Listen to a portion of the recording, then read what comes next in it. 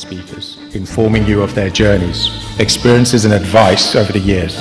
But some common themes have emerged from each of these talks. Themes around vision, persistence, grit and hard work. And in this session, you are going to be hearing from the next generation of businesses that are living these themes right now. From over 60 applications, we have whittled down to the final 13 that we'll be presenting shortly. And they are here to gain your support, whether for investment, partnership, opening of new markets, or simply mentoring and advice. Each startup is presenting to the community from within the community. But to think of them simply as a startup would do them a disservice. These are ideas that have been formed from identifying a need, building a solution, reaching a market, and these are just some of the 6 facets of the cube that our own Jain spoke about yesterday. Before we get into the pitch fest itself, I would like to take a moment to introduce our judges for this session. I'm going to hand over to Hemanji to introduce our first judge.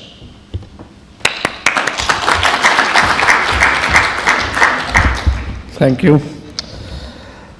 Okay, our first judge is David Prais, the co-founder and director of Collider, a startup accelerator with offices in UK and Amsterdam. Having gained a firm foundation in blue chip companies and the emerging giants of the computer industry such as Dell and Gateway, in 1997, David saw the potential of the internet and founded Chumbo.com. I hope I pronounced it right. And within 3 years, took it to become the largest seller of software on the web before selling his shares to AOL and Time Warner. Since returning to England in 2000, David has dedicated himself to helping owners of small companies achieve their dreams. And over the last 17 years, he has sat on or advised over 200 boards of directors. David's enthusiasm for being the cutting edge of technology has now taken him into the world of cryptocurrency. Currently, he is chairman and proudly the oldest man in the room of CoFound.it, the world's leading training ground for blockchain teams and professionals. Ladies and gentlemen, please put your hands and welcome on stage David Prais.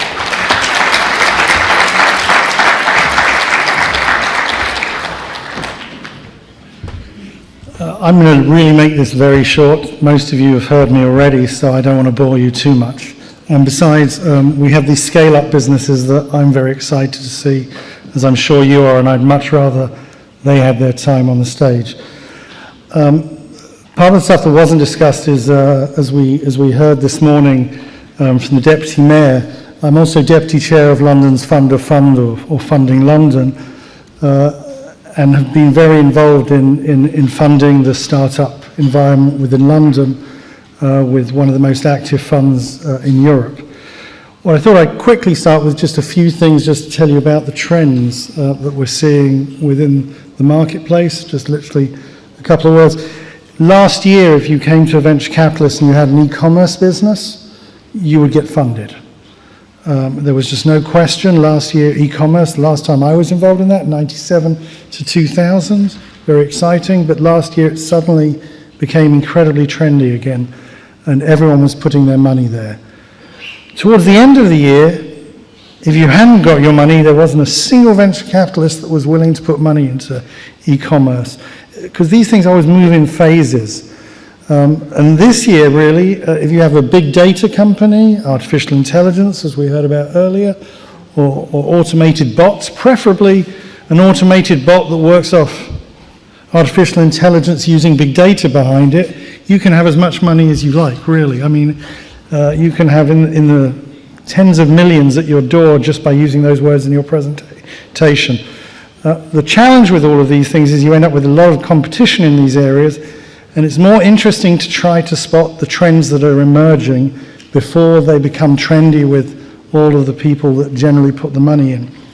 So next year, we're going to see a lot of movement in personal data. There's new legislation coming out that will really challenge the very large organizations with the data they hold on individuals. And legislation is coming out to equalize how that data can be used and what permission marketing is required. So there's already beginning, you can see it.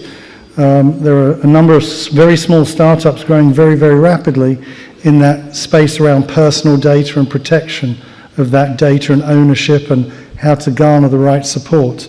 And the other thing is the thing that I'm very deeply involved with at this point, where there are no experts yet in the world except for maybe 3, many of which of those are anonymous, which is blockchain and cryptocurrencies.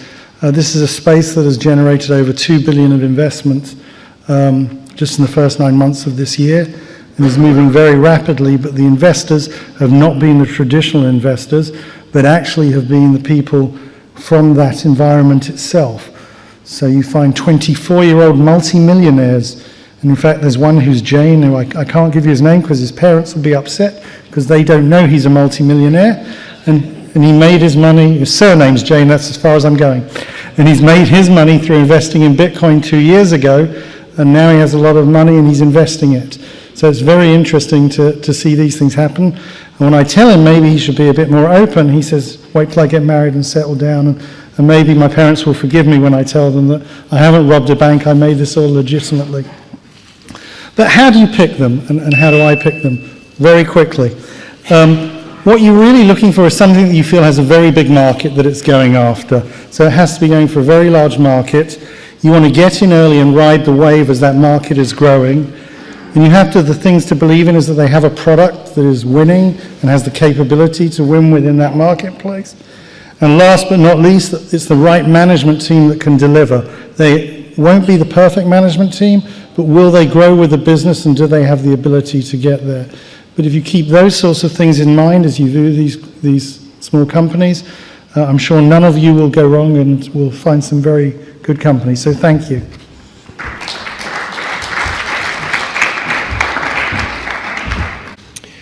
Our next guest judge has been given the title, the Startup Queen of Europe.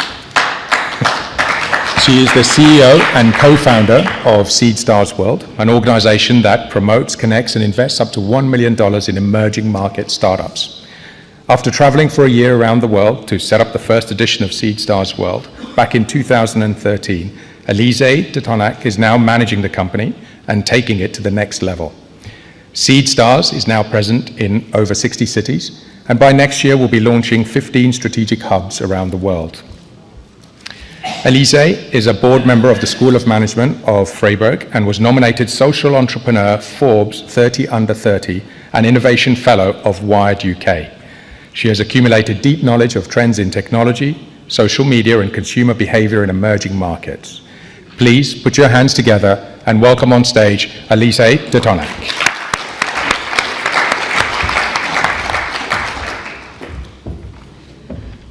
So I think someone nominated me Queen of Startups in Europe in this room, because I've never heard this title. So if my presentation, great. So let me tell you a bit about my story, what we've built, and maybe some few tips for the startups here. Again, thank you very much for this invitation, and I can't wait to meet kind of these rising stars of tomorrow.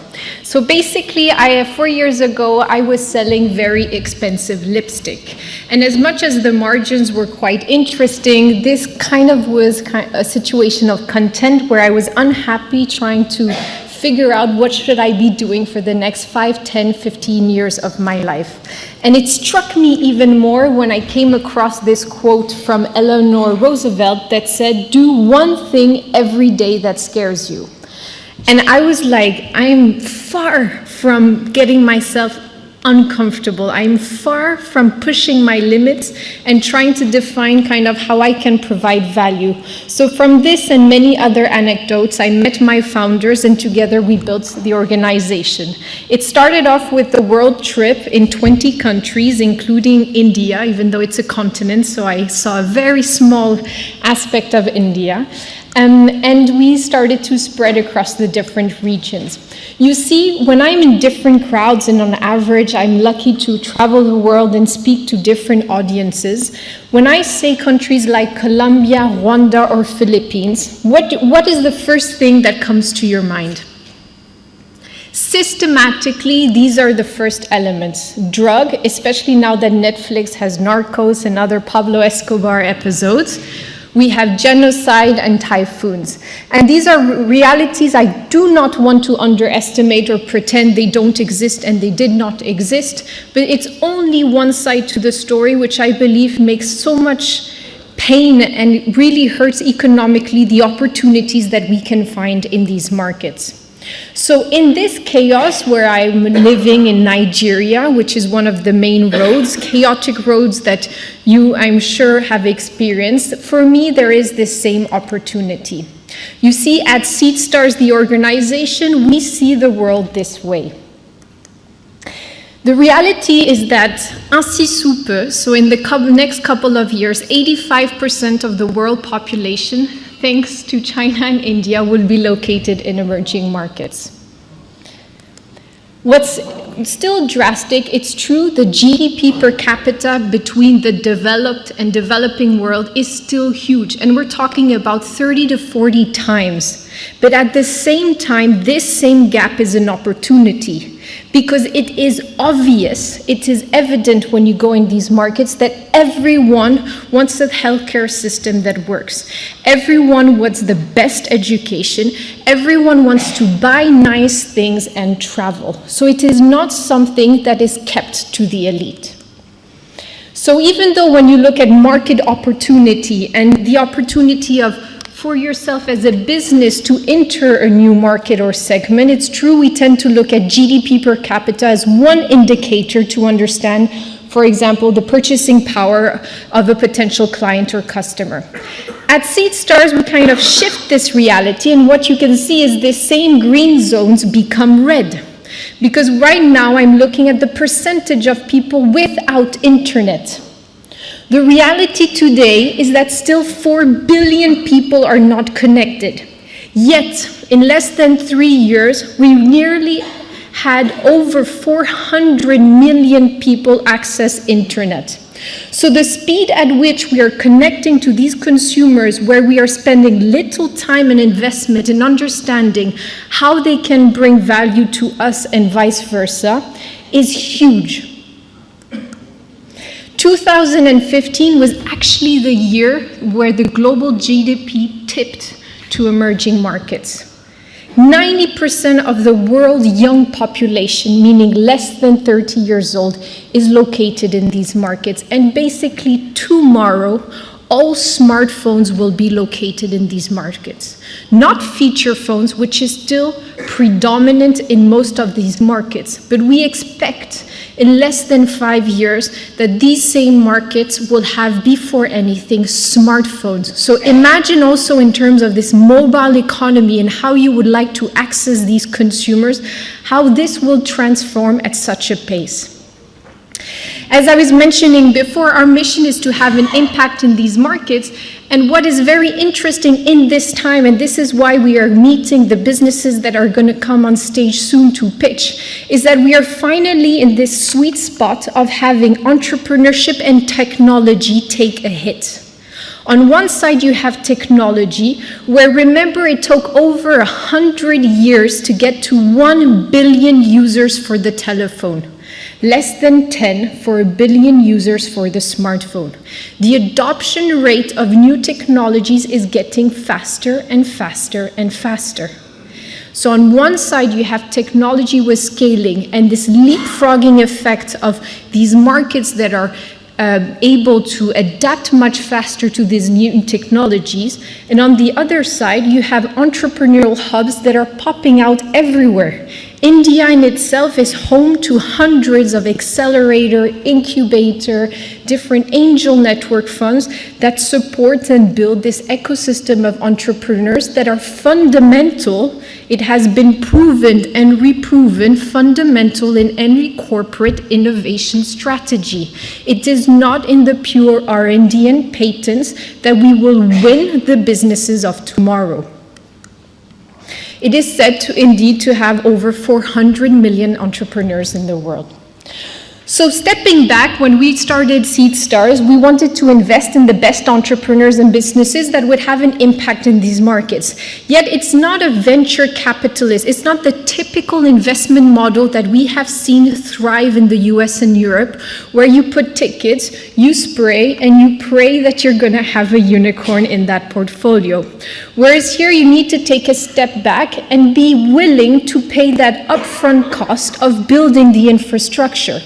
Just like businesses have built, and I'm sure here also you have your examples, but to give you one idea is Jumia is the biggest e-commerce in Africa. They couldn't do it like we could in Europe, for example. You put your marketplace online with Shopify, you use PayPal as your payment gateway, and you have the post office, DHL, FedEx, and different delivery systems to send your product to the consumer. You've got to build your own payment gateway. You have to think of cash on delivery, which is extremely painful on your cash flow. You have to think of you're building your own procurement system. And so these kind of very heavy sometimes investments initially don't mean that you can't reap the benefits in the near future, but they are part of the economic business model to scale these businesses in markets where there isn't the same trust and education around these infrastructure. So we did the same thing. We built Seed Stars World. Today we have the biggest startup competition in emerging markets. We're present in 80 cities. We're not doing a good job yet enough in India because for me it's a continent in itself, so we should be much more present. And this allows us to build the network and funnel 10,000 applications down to 100 that we monitor and invest more closely. Seed Space, I'm sure you've seen more and more around the world of these spaces where we put together the entrepreneurs, but corporates are paying their membership fee because they also want to access and stay close to these communities. So together with our corporate partners, we're trying to put in place these communities where you have everyone under one roof. And I do believe, just purely in terms of the education of the next generation, we won't find ourselves in a very strict system, manufactured process education where kids are separated from ages and asked to memorize tests. Education in the future will be much more agile and will take place in much more agile physical environments. We have the academy because the reality, before you want to invest in great companies, you have to make sure you invest in great talents. And so it's a training program for us to not only funnel a certain amount of companies, but also funnel talents with whom we build companies, and of course Seed Stars Growth, the acceleration program. So concretely in Nigeria, with actually our investors, which are majority from the Indian diaspora, we've invested in a vehicle that allows us to prototype fintech businesses. So concretely, it's low tech, it's not deep tech solutions, because you have to think of the consumer you are targeting, and it can be from invoice factoring to lending and credit profiling. What we look for, so this is more for the entrepreneurs in the room, as investors and in these markets. I'm sure you have kind of the how-to, but at Seed Stars, very similarly to what we have today also in terms of the criteria, before anything, it's not about looking at startups. Startup has become this average buzzword that everyone uses. It's about looking at growth companies. Growth is that compass that we focus on in understanding, is this a business we want to invest in? The criteria is very similar to what we'll be using together. Is, do we really have a customer pain and a market sign that is identifiable? Is there a competitive edge? Do the unique economics make sense? Numbers are good. We want numbers. Do we have this, what we call unfair advantage? What is your defense mechanism that your business is going to thrive versus the competition? What is your traction? Well, who are your customers? And of course, most importantly, at this stage of business, are you the one I want to put the money in? Will you have the passion and drive? Because everyone in this room can still confirm it takes 5 to 10 years to build a business, and you are going to face more obstacles than upsides. Culture beats smart every time. We have seen too many companies in early stages that have an unbelievable product and starting to have a market fit, but that have underestimated the importance of building an actual culture. Culture will be that ingredient that allows you to build growth within your business. You have to define yourself and attract the right talents because it's not a one-person game.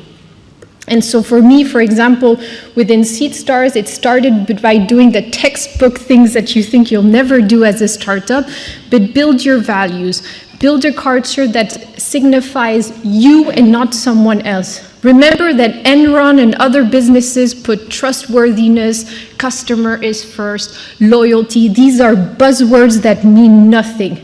If you are not willing to live the pain that values and cure, that make you significantly different, so not likable by everyone else, then you are not ready to scale the business and the team that goes with it. Doing things that don't scale. We've seen many companies with sophisticated channels of how they are going to get to their customer acquisition, but sometimes sales is about sales. It's about cold calling. It's about understanding your consumer. It's about going door to door and knocking. It's about picking up your phone, and we see it again and again with successful businesses that before anything have truly understood their customer because they've physically gotten out. It's not going to happen behind your computer.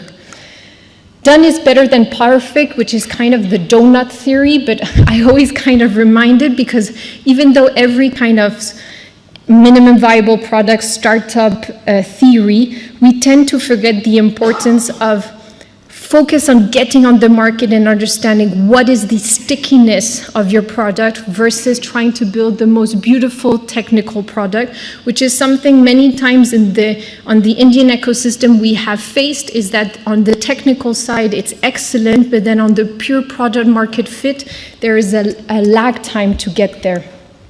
These are the first pages of Twitter and Facebook. Virality evolves very quickly. It's not a one kind of silver bullet wins it all. There are many strategies you're going to have to go through and funnels you're going to have to use. And so the growth of a company in terms of revenues or customer acquisition, these errors are every time new processes that allow you to build new tactics to acquire these consumers. And this is kind of the evolution of the different viral channels. So it constantly changes. And the faster we're going to go with technology, the more complicated and complex it will be indeed.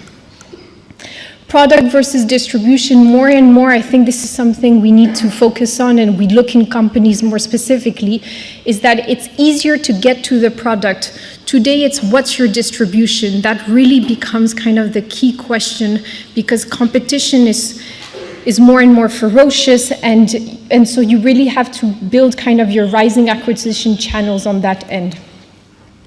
And finally, fail. Not fail because it's the word everyone uses, but fail because we still know that the only thing that brings us to success is a reiteration of experiments that have failed until we have arrived to successful solution. So it's about building the experiment pipeline so that you can succeed. And usually that's also human evolution, how we grow up and we build also our defense mechanism. So if I can conclude with one thing, and going back to more our mission of impact, there's one thing true in history. One thing as simple as that you cannot doubt that a small group of committed people like the companies that are going to come on stage can change the world, because it is the only thing in history, politically, socially, religiously, that ever has. Thank you very much.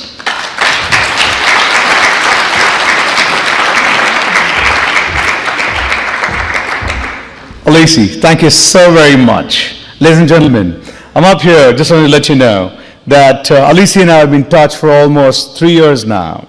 And she's been very kind enough to come out to London from Switzerland. She tried her best. We tried working out together for 3 years, and something or the other came up and we couldn't do it, but I'm glad she came up. And what happens that we got an opportunity when we collaborated for CII in India.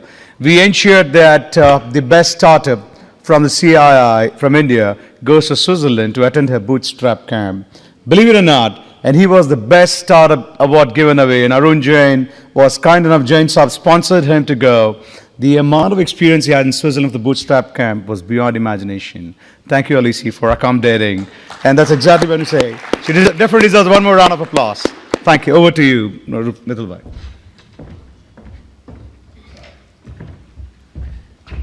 Thank you, Anandji.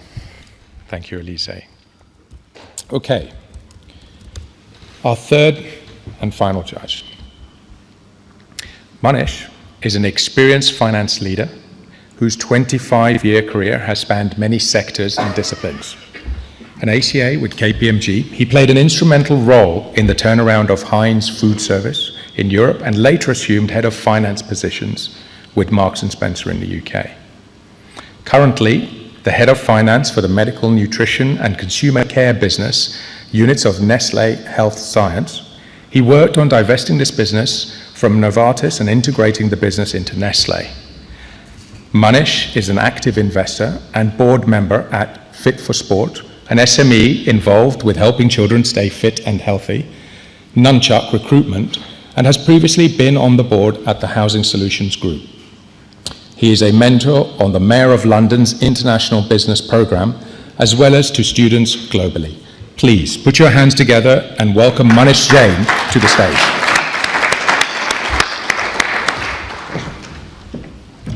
Thank you very much. So I'm going to be pretty brief. Much like my fellow judges, I'm really curious to see these scale-up businesses present to all of us with their ideas. But I did want to leave a few messages for the scale-up businesses and one key message for the rest of us, judges included, but the rest of the room as well. So let me start up with the scale-up businesses.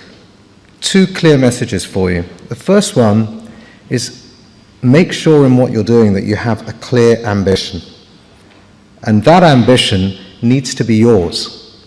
And I will now just think about our culture.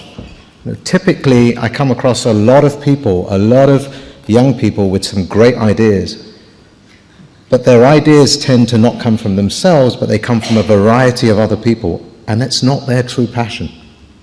So when you're thinking of your idea, when you're thinking of developing something, it needs to be your passion, and that needs to come through.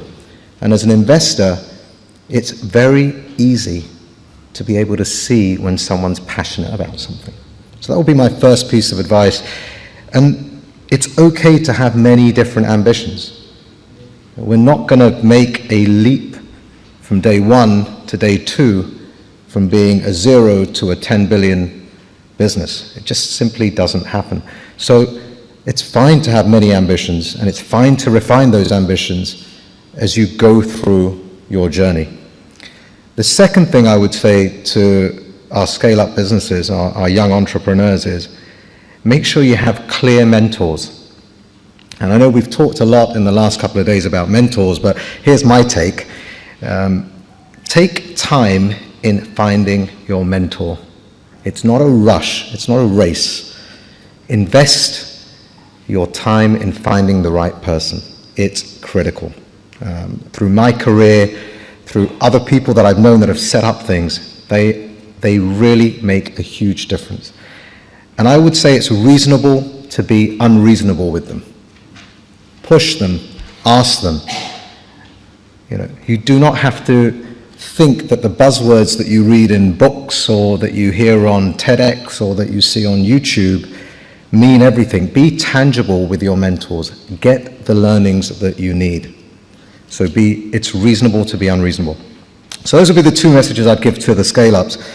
The one message I'd have for the rest of us, all of the combined power and thinking and learning that exists in the room, is really think about, for your own businesses, what we're about to hear, what can we learn from it? Because this is a different generation that's going to be presenting to us ideas of where they see the future world in which we live in is going to be going. So there are things that we can learn, and we have a choice. We can listen, and then we can go outside, have coffee, and tea and completely forget about it. I personally think that's a huge mistake, because the world is going to go that way. The world is going to change. So my plea to everyone in the room is, think about what is going to be presented here, and think about how we can adapt that in our businesses going forward. And one of the mantras that I had from day one of attending this conference was something that Motilal Oswalji said, which was, learn, earn, and return. And it's something that stuck with me. That's what I will be doing during judging the competition today. So thank you very much.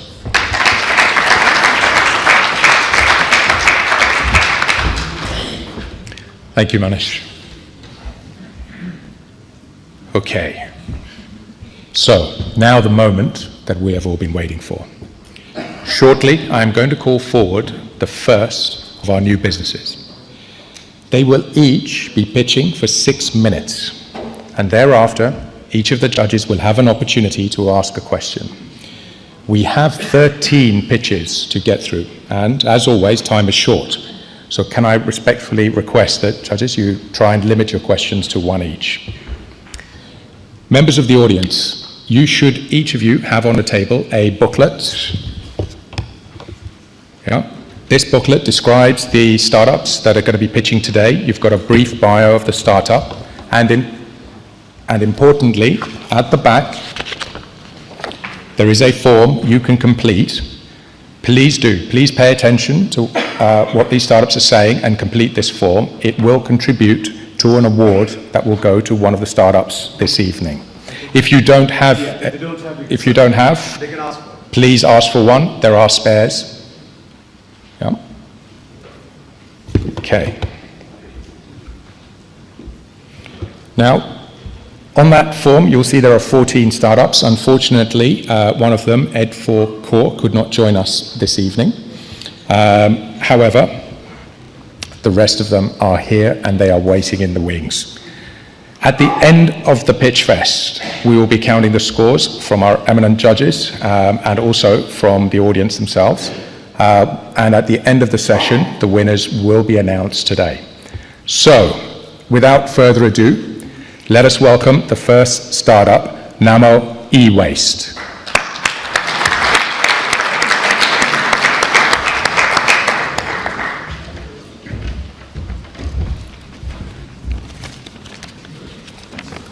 Hello everyone, thank you for that.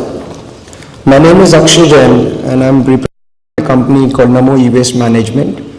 We are government authorized recyclers of e-waste, doing it in an environment friendly manner as per the safe disposal norms. So we have a team of highly skilled professionals in the field of recycling. They are all young and very enthusiastic and energetic. Now about us.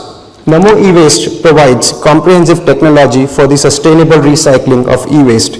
E-waste contains hazardous substances like lead, mercury, cadmium, etc. and hence should only be recycled under a controlled process. Basically, it's the 3 R's of recycling that form the backbone of our company, and that is reduce, reuse and recycle. Coming on to our vision is to provide environment-friendly solution for disposal of e-waste to work towards a healthier and sustainable environment. And at the same time, we are trying to create consumer awareness related to disposal of the discarded gadgets. Let's talk about numbers. E-waste is the fastest growing solid mainstream waste in the world, which is growing at a 15% rate per annum. And no surprises, India ranks as the 5th largest producer of e-waste, generating about 2 million tons every year, and which is again growing. That's also because we are the fastest developing country in the world, but we lack the kind of infrastructure that is required to handle the waste that we generate. In India, 90% of this e-waste ends up going to the informal sector, where they deploy hazardous methods for the recovery of valuables from it. They have no awareness about the hazards on themselves and the surroundings, endangering the lives of millions of people around. E-waste recycling in India will be an industry of about 3 billion rupees by the year 2020. Now the question is, why recycle? Well, recycling in a legal manner should be done for healthier environment. Recycling creates jobs, makes technology accessible to the underprivileged, makes us a more responsible society so that we don't fall into the footsteps of China, where development came at a huge price. And at the same time, we can be a role model for the developing economies around the world. Now, coming on to our services and what we do. We provide data destruction services, asset refurbishment, responsible recycling of e-waste, and we act as a producer responsibility organization or a PRO. Now, PRO means we collect and recycle e-waste on behalf of the electronic manufacturers to help them meet their targets set up by the government. This has become a big source of revenue for us as the government is serious about implementing the global standards, and these targets will increase every year, and along with that, our business. I'll take you through our process and operations in the next few slides. Our process starts with data security or data removal. Data security is an important concern for our business, for any business. There's confidential data that can't be made public. We offer on-site data destruction services for our clients. It ensures data removal through software and degaussing operations. Then comes the reverse logistics part, which is a big cost on our business, as e-waste is bulky and dealing from all parts of India increases the cost. We manage it through our channel partners, collection centers, and our franchises. When the material is received at the plant, it is segregated into various categories and hazardous waste is stored separately. Then we segregate scrap into repairable and non-repairable assets. The repairable ones are refurbished and sold in the market, which are available at a 30% of the cost of a new product. The non-repairable ones goes for dismantling and recycling operations where valuable metals are recovered from it. The metals are sold to the respective foundries along with the byproducts like plastic, rubbers, etc. The hazardous waste that is generated during the recycling is safely stored and sent to the government-approved TSDF sites for disposal. Our process has got no emissions in the form of toxic chemicals, water, or gases. We have acquired R2 certification, that is one of the most prominent accreditation for e-waste recycling in the world. We are also voted as the best green startup in the year 2015. We have been covered by the leading media houses in the country, and they have been applauding our work.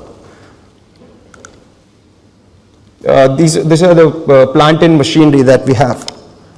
So we are in the process of developing an application-based web model for collection of e-waste and selling of our refurbished products. We intend to create a user-friendly market base for users to sell their second-hand electronic goods. They can put in the details of their product, get a code there, schedule a pickup from their doorsteps, and get paid instantly. We are currently present in 12 states of India through our collection centers and channel partners and franchises. We are looking to expand to more than 25 within a space of 1 year. We have been able to tap some of the major corporates from different sectors in India. That has been the feature of our business, which is established as a sustainable recycling company.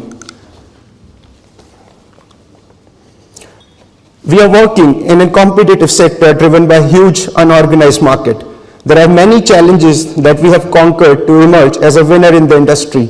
We look forward to become one of the most prominent recycling companies in the world. And that's it from me. I'm privileged to be amongst you, and it has been an amazing 3-day journey. Thank you.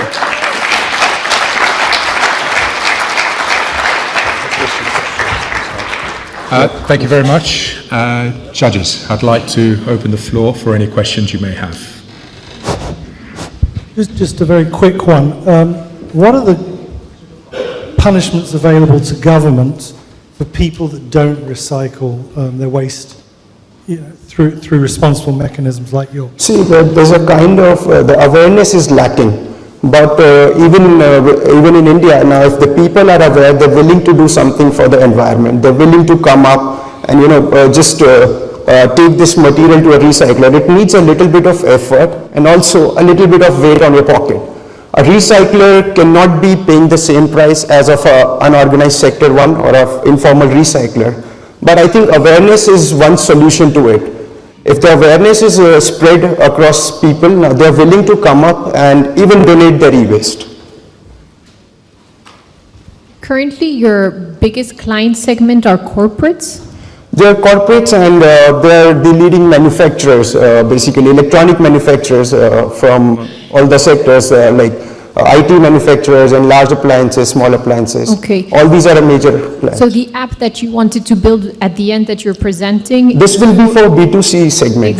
Okay. The application, see, we have conquered the B2B front where we have been able to tap these corporates. So this is a source of revenue for us, and we have got stabilized because of the volumes that are coming from these companies.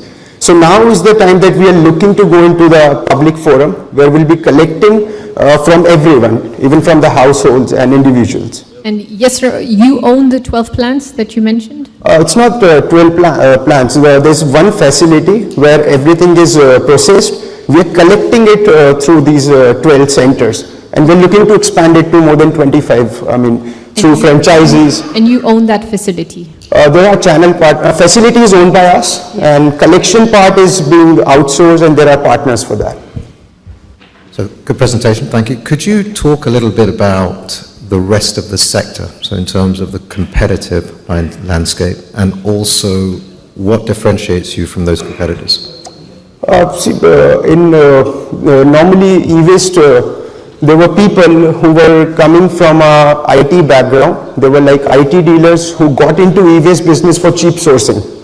So we have a base where we are just focusing on extracting the metals, and that remains to be the core of this business. The expertise that is required is only required for metal extraction operations, and it depends on how good you are on that front, which is the difference between us and others. So you're the only company that's doing similar product offering? That's what I'm getting at. What is... There are companies, but either they're covering one particular segment, either they're into B2B or B2C. So we are trying to just get both the fronts at one page, and since the revenues are coming from one end, so we are happily investing in the other front, which can be conquered, which is there up for the grabs. Thank you.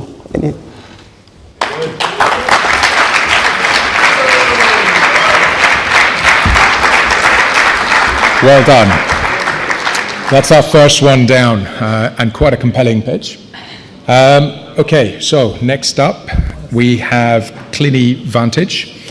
Just as a reminder, before Abhay comes on stage, everyone in the audience, remember you have got a form at the back of the booklet that's on your table. Please mark it with the startup that you would choose. It's going to win the People's Choice Award, so it's important that we do get your votes.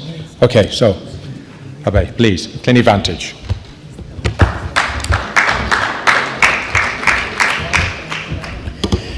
Good afternoon, everyone. Anjay Janendra. I find myself a little bit out of place here because I'm actually a surgeon. I'm very much a West London surgeon around the corner for the last 15 years. So what am I doing here? So over the last few years, I've actually seen medicine not evolve like any other business. Medicine just became expensive, and globally it is the second largest spend. It's the second largest GDP spend globally. Trillions and trillions. So what is the problem? Every other industry is getting efficient, and medicine is only increasing the cost. So I was still ignoring it. I was very happily getting paid my huge fees. Then I started noticing something in the media that actually made me look at this very differently. And that was a negative perception about doctors. Everyone started talking that doctors are money-minded, they're only interested in sending people for tests, especially in India. Violence against doctors started becoming commonplace. So I actually started thinking, what is the issue? And the issue is actually very simple. Medicine is not different than any other industry. It is a data-driven decision-making industry. But the data gets lost at every point. You go to a GP, he sees you, he acquires data, gives you a prescription, you go home, he's lost 70% of the data, you just have your prescription data with you. You'll give it to the pharmacy, you lose it very quickly. For the next episode, we restart the whole process. You might have some blood tests, and they'll get repeated over and over again. Is this problem only in India? No, it is global. So what is the answer? The answer is to connect healthcare. But then I was actually surrounded by big pieces of software, very expensive ones from American healthcare systems. I could log in, I could see a CT scan from wherever I was. The only problem was I never had it with me. I had to be either with the patient or in the hospital to be able to acquire the data. And the secondly, my patient never had access to any of that. So we started with a vision, or rather I started with a vision rather foolishly 4 years ago to create connected healthcare. After 3 years and a multiple figures down, I found my two idiots who actually saw the same thing as I did. And 12 months ago, we started CliniVantage Healthcare, which is nothing more than a connected healthcare platform which joins you right from the patient to the doctor, to the clinic, to the hospital, to the pharmacy, to the lab, to the provider, to the regulator, to the insurer. Now, is this possible? Of course it is possible. It is because data just has to smoothly and flawlessly flow across. Once we got the concept ready, we straight away had our first order and we deployed our first system 3 months ago. As we were developing this particular product, we were actually invited by the government to help us with population health, to say, listen, we don't have doctors in our rural areas, can you help? We went ahead and just integrate this very simple device that I have, which I've actually demonstrated with Karan. I can give you 6 parameters on this, which I can actually operate through my mobile, and the data will be visible to your care provider, wherever in the world he is. Friends, that saves lives. You travel all along, we all go to exotic places in the world, but if I get a chest pain in the middle of the night while I'm in an exotic resort, I'm totally at the mercy of the doctor who is there, who has very limited data on me. I have tons of data which Google has, but my doctor has very little. And that lack of data can potentially make a wrong decision and it can make me lose my life. So we decided to integrate this very simple device as a personal health device. And now you actually can carry it with you. You can talk with your doctor. The doctor can look at your vital parameters. He can give you advice. And if necessary, he can actually see the next level of help available there from a medic to medic. So this is what CliniVantage was. We then went on and created a patient app. We said that if we are going to empower our patients, let's empower both the doctor and the patient. My entire ecosystem is actually available as an app for the doctor and as an app for the patient, whereby his entire clinical history throughout his life is available for him, for wherever he is, and same for the clinician. The patient has the choice of assigning which clinician has access to his data and who doesn't. So if you go to a new doctor, you don't have to carry anything with you, just assign him to your care team and the data will be visible to him. We were recently signed up with the state of Maharashtra. I started with an ambition of 1 million people. I already have 3 million people signed up. We were initially planning a revenue of £2 million by the end of 2018. We are already booked with a projected revenue of £12 million by the end of 2019. This is my device, which I'll be happy to demonstrate. So we look very complex out here, but the idea is very simple. The idea is to empower people with the information that they need at all points. You do not go for an operation without the information of what that surgery does to you, what your risk is. We were recently awarded by the Modi government at the Champions of Change, and we are working with the government of Maharashtra for improving public health. What am I looking for? I'm looking for people to help me build this ecosystem together, geographical partners, joint venture partners to build new devices, to make this an enterprise worth doing. Thank you.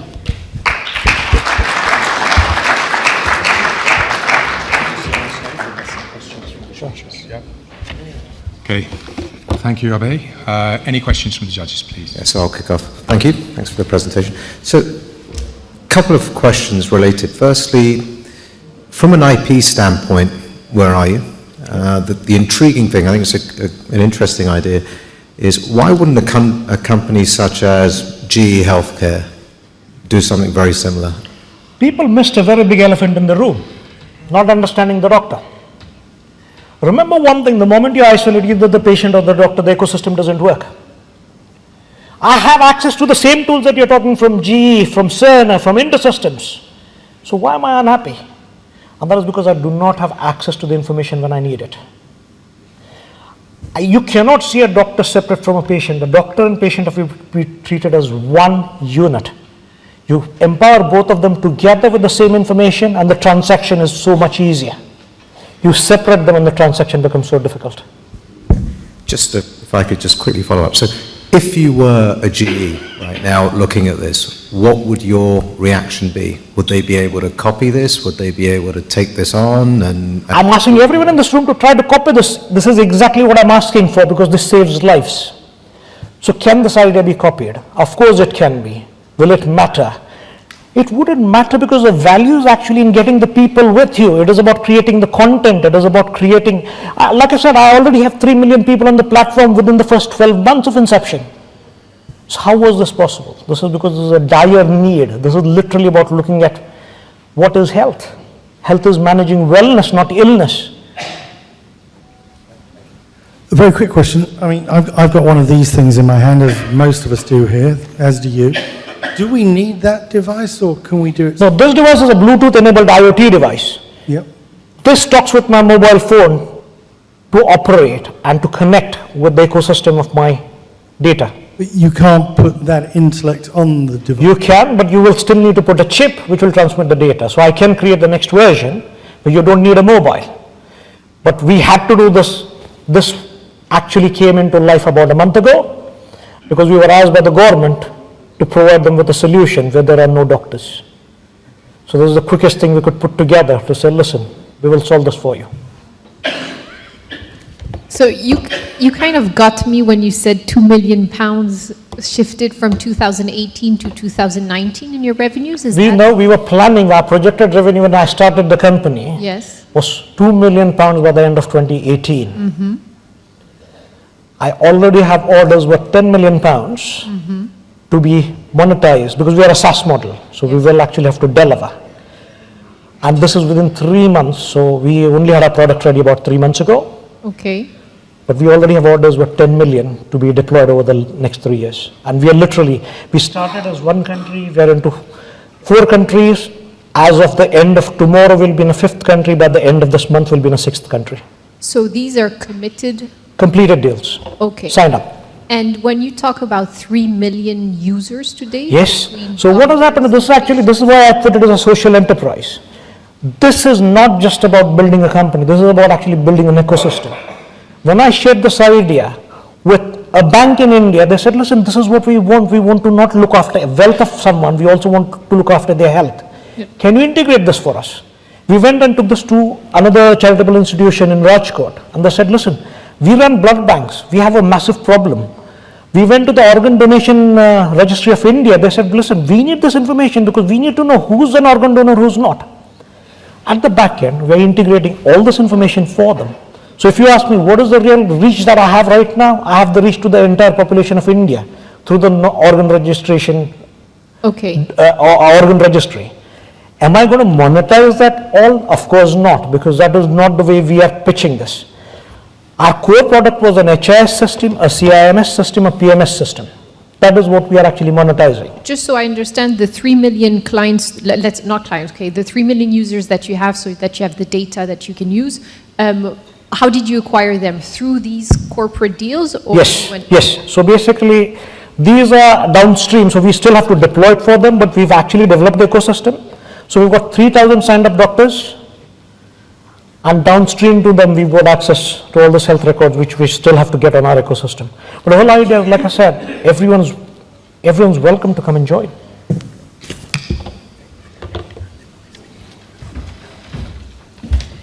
Thank you very much. Abhay, Chopda, CliniVantage. Okay, in the spirit of keeping things dynamic and agile, we've got a slight change in the running order. So next up is Karan Bothra, and the startup is TROCKO. Karan. Hello, yes. Good afternoon, everybody. Thank you, Mitul, for the introduction. My name is Karan Bothra, and I am the founder of TROCKO. We are a tech logistics startup solving the transportation problem in India. as my friend rightly mentioned from NAMO eWaste, logistics is a big cost. And to help me explain you why our customers use us, I would like to share with you a quote by Theodore Adorno. The fact of art today is to get chaos into order. And that's what we are doing. We are getting order to the chaos of transportation in India. Most of you must be requiring logistics. How many of you all have had a smooth transition in doing the logistics part? None of you. So, logistics is a highly fragmented and unorganized sector in India. If you're a customer, there is a huge amount of difficulty in organizing logistics, in knowing the right cost for the logistics, in reliability. Is your transportation, is your goods going to be reaching your destination on time? If 30% of your business's time is spent on organizing logistics, 35% of the top line is spent on managing logistics. If you're a vendor, if you're a truck operator, it's very difficult for you to acquire customers. You don't really get customers. Your vehicle is unutilized. Your inventory is unutilized. You've got very less data for efficient planning of trips. You do not know on which point of time where is the demand going to be rising. There is no booking platform for the demand and the supply where the gap is bridged. That is the reason we've come up with a solution where we organize and plan customized logistics solutions for your first, middle and last mile, all three together. By smart technology, our vast delivery network and our fleet on the ground. Adding simple solutions like fast and efficient on-demand transportation, it should be on demand at a click of a button. Transparent and cost-effective pricing. Today, the biggest problem in India is there is no transparent pricing. Every other transporter is going to tell you different pricings.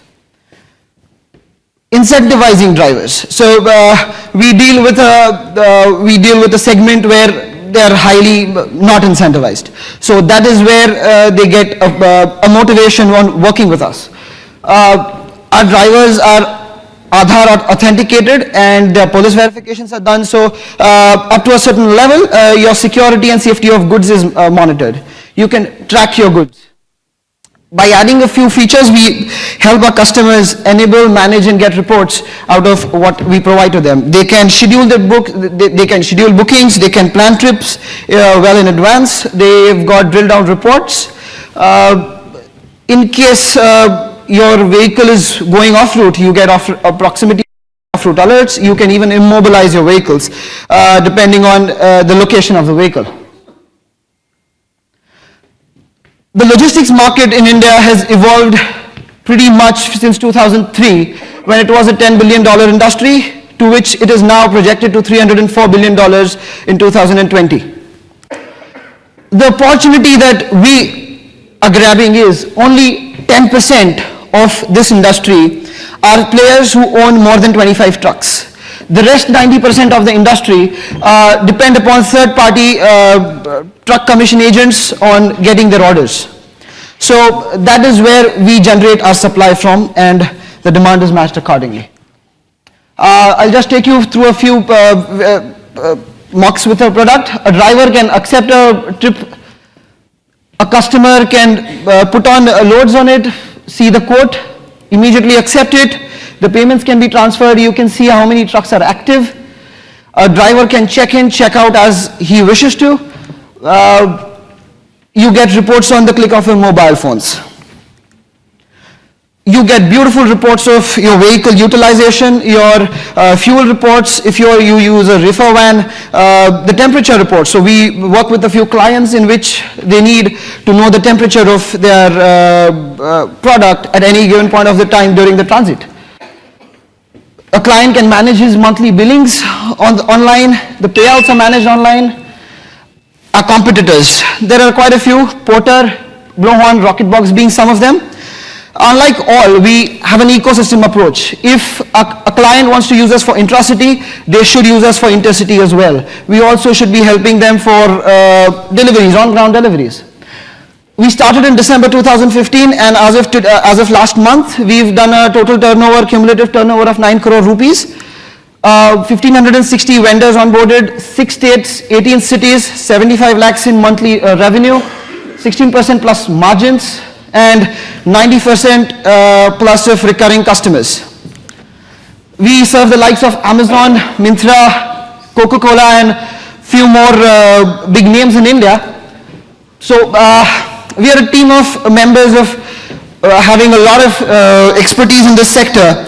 Priyank being one of a holder in a doctorate in operations and transportation. Thank you. Thank you, Karan. Thank you, Karan. I'll open the floor to the judges, please, if you have any questions.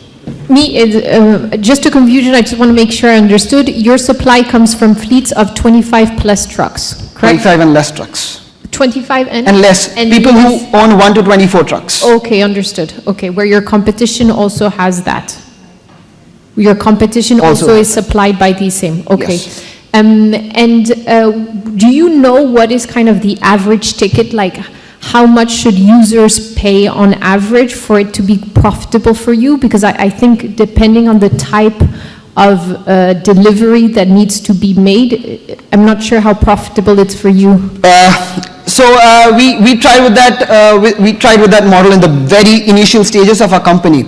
So we've taken a top-down approach wherein we did not come out with a product first, but we've got into the industry. We found out where are the leakages, what kind of transactions can be profitable. So our average transactions per user per month per vehicle goes around 33,000 rupees, and that helps us get profitable. How recurring are your clients? I did not get you. How recurring, how many times do they use the app per? So we've got clients with whom we've got year-long contracts.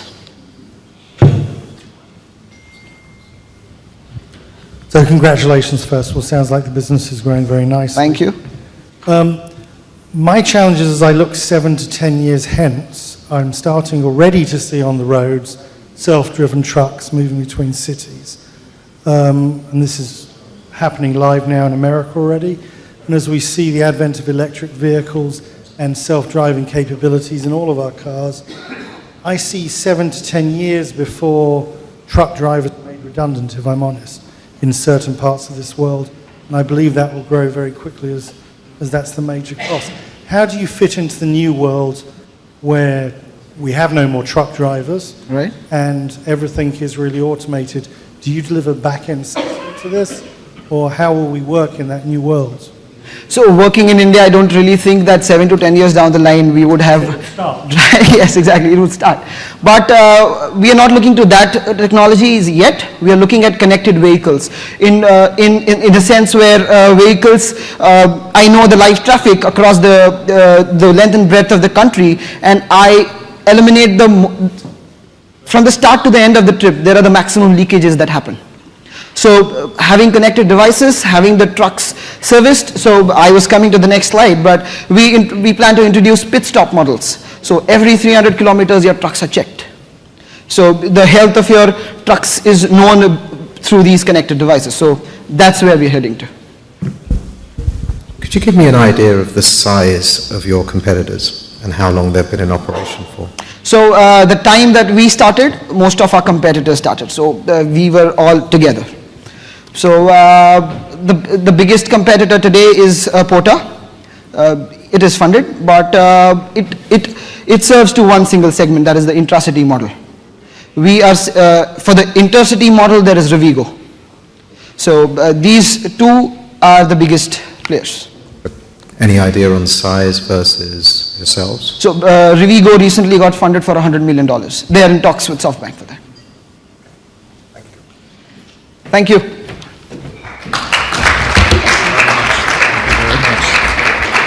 Thank you, Karan. That was TROCKO. So just one thing I want to clarify on your form. Please remember, keep ticking the startups that you find interesting, that you find innovative, that you'd like to support, okay? You can choose more than one. This is the Audience Choice Award. Just make sure you do that. Okay, coming up next, we have Avinash Doshi with Foam and Bubbles.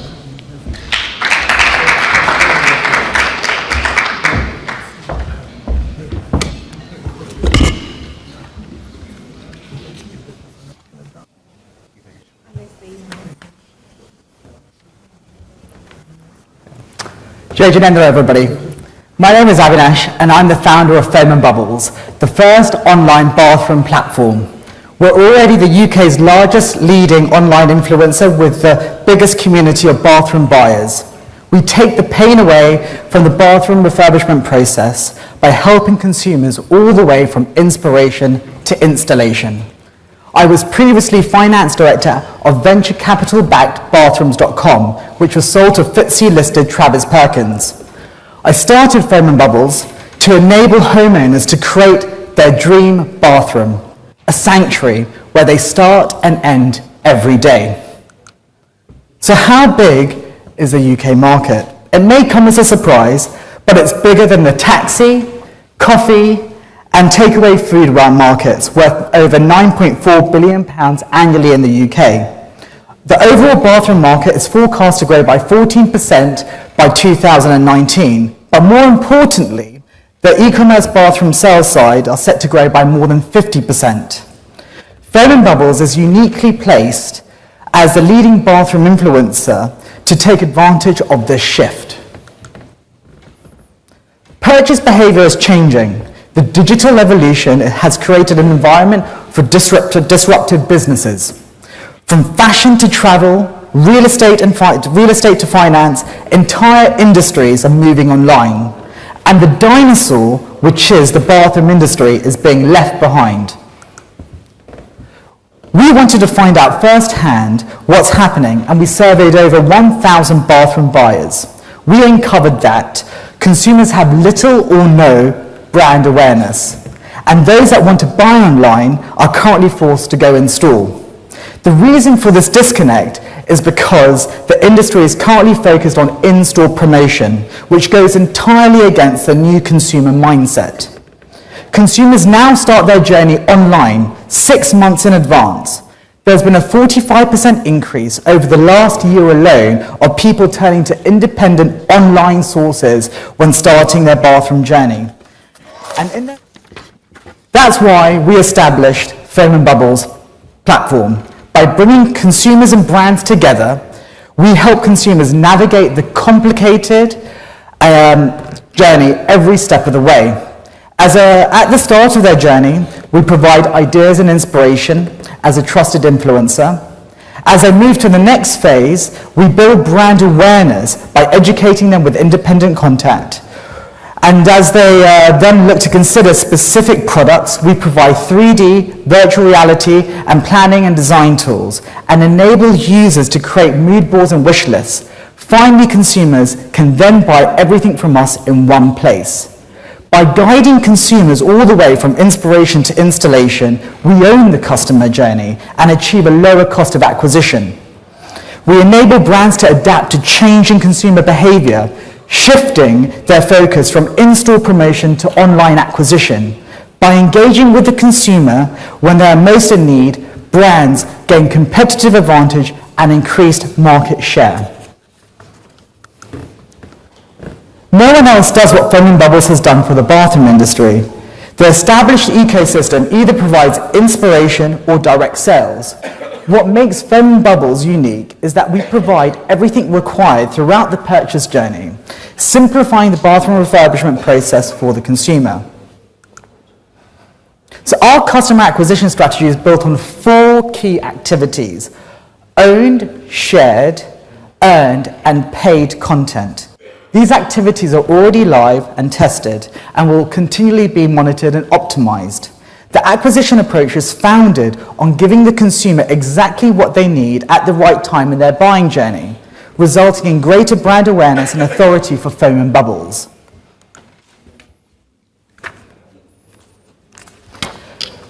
We're already the UK's market leader with the biggest bathroom, we're the biggest bathroom online influencer with a community of over 84,000 followers and receive 3 million monthly impressions.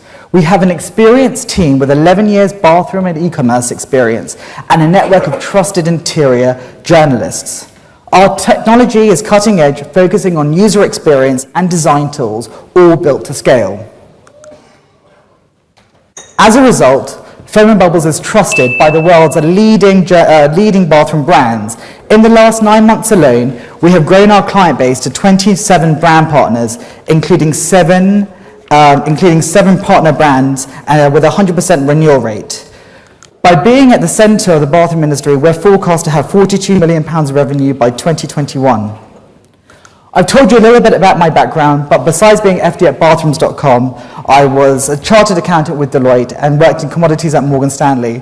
I'm incredibly lucky to share the team with some first-class members, including Tamsin from The Body Shop, Adam, who lectures in entrepreneurship, Kevin, who recently joined us, and Johanna, who went permanent after completing her MBA. We're now looking to raise £300,000 through SEIS and EIS, and we're expecting a trade sale. We'd love for you to be part of the FOAM&BUBBLES story. If you're an investor, please come and speak with me. And if you have any relevant experience or connections in the UK or internationally, we'd love to hear from you. Keep bubbling. Thank you very much, Avinash. Over to you, judges. One question. I know this field rather well, sadly, and I knew the last business very well, bathrooms.com. Okay. So congratulations on that sale, actually, when it happened. Repurchase rates, where are you finding yourself in comparison to bathrooms.com? How many people are coming back? So we haven't started the e-commerce side. That goes live at the end of this year. So the bathroom, when we surveyed our community and the wider community, we had a look at what market we're specifically focusing on. And we focus on the mid to premium side of the market, so that's branded good, that increases our AOV. When you look at the bathroom recycle journey, refurbishment journey, it happens on average every 7 years. And so it's not a repeat purchase item, and that's why cost of acquisition is really critical to this business. Being with bathroom.com before, what are you doing differently now? So you're saying you're going premium because it's going to be more interesting for you, the margin, and then what else? It's a really good question, Alisee. So my key learnings, 2 key learnings from bathrooms.com. First of all, cost of acquisition is key, as I mentioned before. And so what's happening in the market is that people are doing, last click wins, and they're focusing on selling bathrooms when people are literally looking for a specific thing. What we do is that because we own the customer from the beginning of their journey, we can take them all the way through. So that drives down our cost of acquisition. At bathrooms.com, we were importing cheap Chinese products, very difficult to get passionate with. I wouldn't have it in my own bathroom. And so with FOAM&BUBBLES, we focus on a mid to premium side. You can see that through some of the clients that we work with. That drives up the AOV not by a factor of 1 or 2 or 3, it drives it up substantially. So our margins are a lot higher, but the cost of acquisition is a lot lower. So in fact, we've got a lot more scale to operate with. Thanks for the presentation. So you talked about a potential trade sale. What sort of timeline and what would be your ideal purchaser look like? Thanks, Manish. So in terms of timeline, the business is really driven by the e-commerce growth. Because we don't hold any inventory, we don't need any working capital, logistics are being sorted out by our partners, we can scale the business pretty quickly.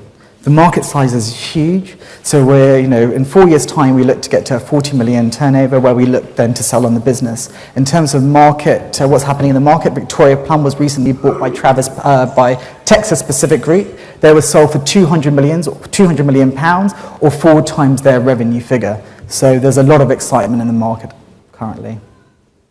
And not only that, the business is completely scalable. So we're already approached by people like Grower to ask us when we're entering kitchens. And then because we're a massive influencer, we can then enter other geographies around the world. Thanks.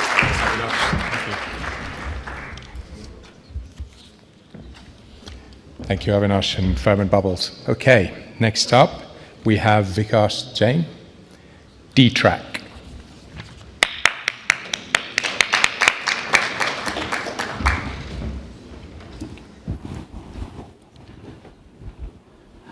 Jai Jinendra. I'm Vikas. I'm co-founder with Dtrac. Dtrac is a tech platform that offers solution to industry which is probably everyone in this room can identify with, which is the restaurant industry. What we do is we try and see this industry as one big industry. For example, in India itself, it's $70 billion industry, growing at a growth rate which is in double digits, industry margins of 60%, and yet not more than 30% of the restaurants actually survive their first anniversary. Now the problem is, despite all these factors and having the tailwinds which are there, which is the changing demographics which are very supportive, still the failure rate is so high. It's primarily because the inability of restaurants to grow the business beyond a particular point, and at the same time they tend to pile up so many fixed costs that it actually brings the business down before they realize.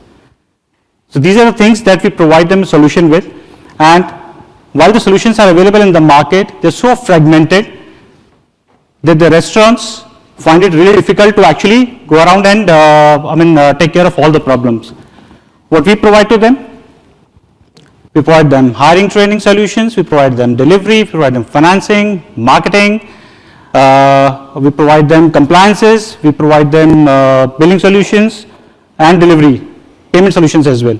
So a whole suite of products all on one platform, which is just one click away. I'll quickly take you through some of the solutions. Delivery solution. Now in restaurant business what happens is the demand, it has a very, very high variability. It will vary from season to season, it will vary from week to week, or it will even vary from day to day. So to have I would say the capacity installed in terms of doing the delivery as such, if you do it at peak level, you will tend to have very high cost, and if you do it at average level, you tend to miss out on orders and you will face say lower customer satisfaction scores. So idea is to balance in such a way, so we provide them on-demand delivery solutions.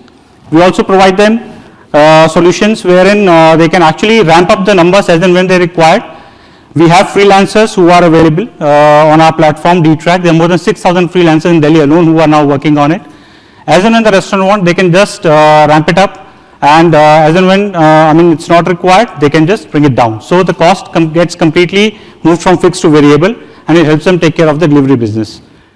Even in terms of the productivity, our automated attendance, tracking, route planning, everything ensures that all the riders, they have better productivity than even the riders the restaurants would have on their own roles. On hiring and training, industry which is facing such a high attrition rate, right, itself has even higher attrition rate in terms of staffing. Now every time a staff goes, there is a problem in terms of rehiring, retraining, getting the person back on the job. What we do is, we have our in-house platform wherein we offer them standardized training. We keep the pipeline ready for the restaurants wherein they can just hire day one ready resources. Now idea is just plug and play. As and when there is a requirement, a person leaves, and most of the times restaurant sees very ad hoc absenteeism. A person would leave without any notice. He'll just stop reporting the next day on. That's where we actually ensure that people can actually hire the day one ready resources, get on with the productivity, and day one readiness also ensures that people are mentally conditioned to, and they normally don't move or switch jobs too fast. So that again helps them to cut cost, convert fixed cost into variable cost by taking on-demand employees, seasonal employees, right? And at the same time ensures that there are lower onboarding costs associated with it. Marketing solution. There are many marketing solutions available, but it's like one size fits all. What we try to do is we try to provide them the marketing solutions ranging from, say, brand promotion to outlet promotion as well, wherein what we do is we give them ROI-based marketing solutions, which helps them to actually figure out which are the plans which are working best for them. Our analytics support helps them to ensure to identify which are the activities which are doing good for them. Our plan A and B testing also ensures that they actually verify which plans are actually best in terms of implementation and gets them the best output, and there they can then scale up those activities and at the same time reduce the others which are not that great. In terms of payment solutions, there's so many payment options which are available, but today we can help our riders even to take payment or accept payments from the customer even at the doorstep through one platform, one click itself. No hardware, nothing required. There are many more solutions which are there, which helps in reducing costs, increasing stickiness and growing the business. What makes us different is a very simple to use interface. We can sign up, a restaurant can sign up in minutes. We can actually there's no learning program which is required, and there are no incremental investments which is required in terms of technology from the restaurant side. In terms of plug and play, you can activate and deactivate in a minute. You can actually, whatever services the restaurant is using, we have an open architecture. You can just plug and play into it and ensures that it gives you ready play immediately.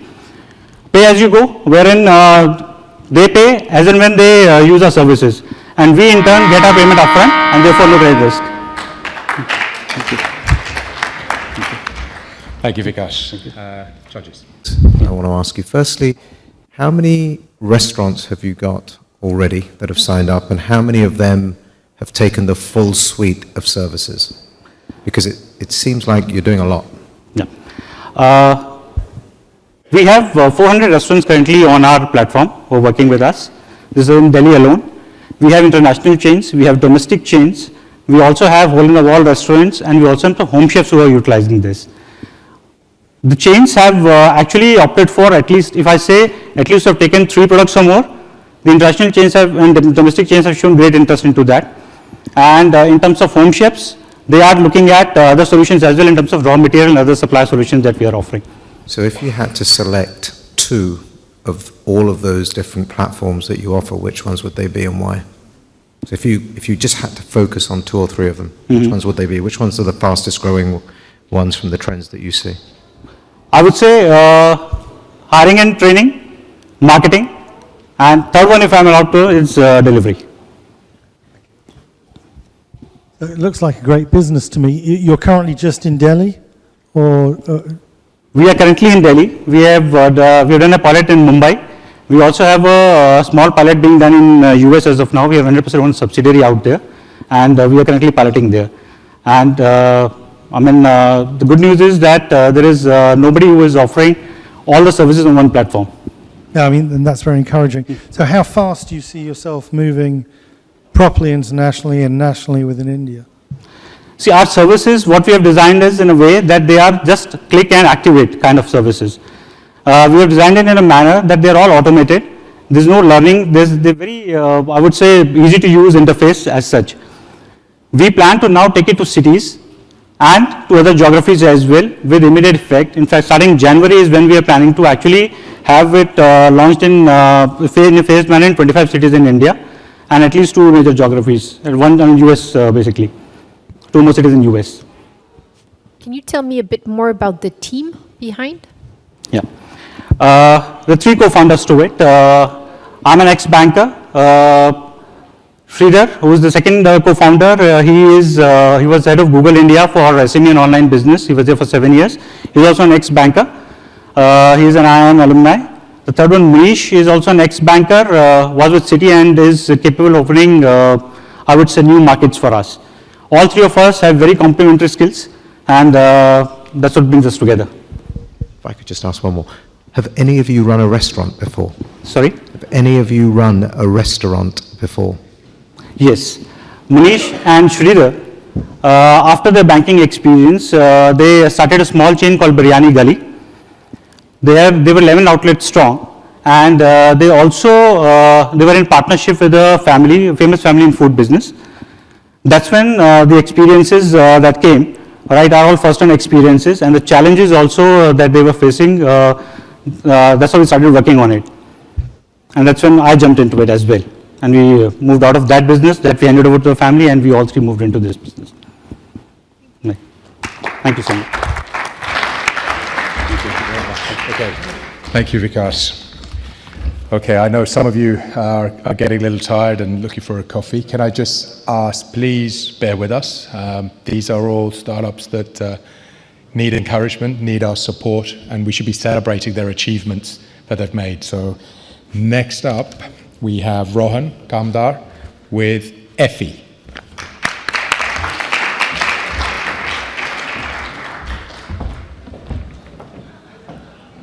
Jain, everyone.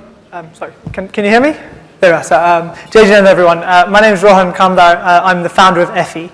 At Effie, we are building a machine that will do the ironing for you automatically in your home. So the idea is simple. Take your clothes, hang them up in the device, click one single button, and all of your clothes are ironed for you. So we've built this machine. But I couldn't bring it with me today, unfortunately. So if I direct your attention to the screen, we have a video that will hopefully describe it.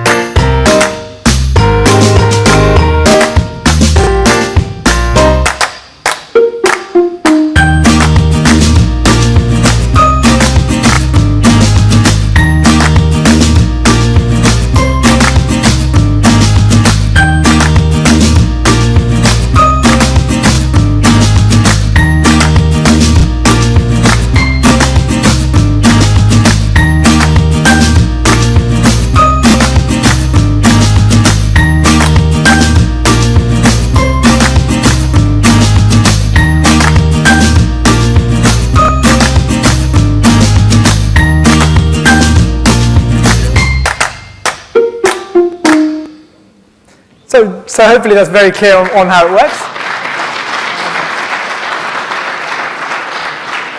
So the idea is you can take your clothes straight from the washing machine, wet and wrinkled, hang them up, click a single button, and they will all be ironed for you. So if we take a look at the business model. So at the moment we're targeting our retail price at £699. That's our long-term retail goal. We may start higher and come down, but that's where we're targeting. We also, if you saw in the video, there was a consumable pod. This is for fragrancing your clothes if you choose, and we'd be looking to sell those at £1 per pod. Each pod would work for the entire set of 12 items. So once we factor in distribution and manufacturing costs, we're looking at a margin at that price of £383 per device, and then 73 pence per pod. It's important that the pod is an optional feature. You only fragrance your clothes if you want to. We're clear that it's an ironing machine. If you don't want to fragrance your clothes, you shouldn't have to, but it does represent a nice recurring revenue model for us. So last week, 11 days ago, we started a media campaign where we took the video you've just seen and a press release and released it on the internet, just to see what would the reaction to FEB, would people want it at this sort of price point. Safe to say it went reasonably well. These numbers are actually a little bit out of date because this presentation was locked a while back. And actually today we are at 40 million video views and 105,000 signups. And the signups were for people who were asked, having seen the product, they said, please let us know when pre-orders are available. So they aren't orders, but they represent a great sales pipeline for us going forward.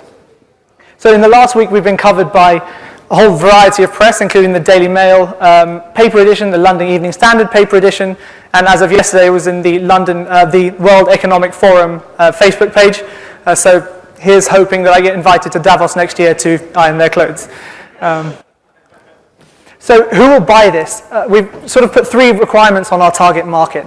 People need to own their own houses. No one buys white goods for rental properties. Secondly, you have to have a house of 2 bedrooms or more. This is so that we ensure you have the space for it, and have at least 3 people living in the house, because the more people you have, the more ironing you do, and therefore the more value you get from the device. So these aren't requirements, they're just who we're targeting. If you look at in the developed markets of the UK, the EU, and the USA, we're looking at a combined total of 100 million houses in that definition. And as discussed earlier, there are also a whole number of markets not included there from the UAE, Australia, and New Zealand, and also major cities in India and all around the world. So if we look at our timeline, at the moment we're just closing out our angel investment round, and our media campaign launched a week ago. And then in the next 6 months, we'll be developing this product through to manufacture. This will include building 20 of these devices, and then at the end of those, we will open up for pre-orders. So it's converting that sales pipeline into orders at that moment. We will then raise again in order to fund the manufacturing process, and this will include a decision on where in the world we manufacture, with, depending on the volume, India being a very viable option for us. At the end, we will then look to ship the products towards the end of 2018. So here I talk about the vision. You may have noticed in the opening slide it said fully automated laundry for the home. Actually, not fully automated ironing for the home. The target for Effie is to be a machine that washes, dries, and irons. What you want as a consumer is to walk into your room, hang your clothes in your closet, shut the door, and have it wash, dry, and iron them. Earlier on, it was discussed that we should have, looking for ambition and growth. This is where the business grows for me. This is what I want it to be, because this is where it becomes a challenge to the existing laundry industry, because we remove the laundry room entirely. So we have just a quick note on the team. It's an electromechanical product, so between us we all have electrical or mechanical engineering degrees and have a history of building products in the market. We've also partnered with some great people, including Entrepreneur First and the Hardware Club.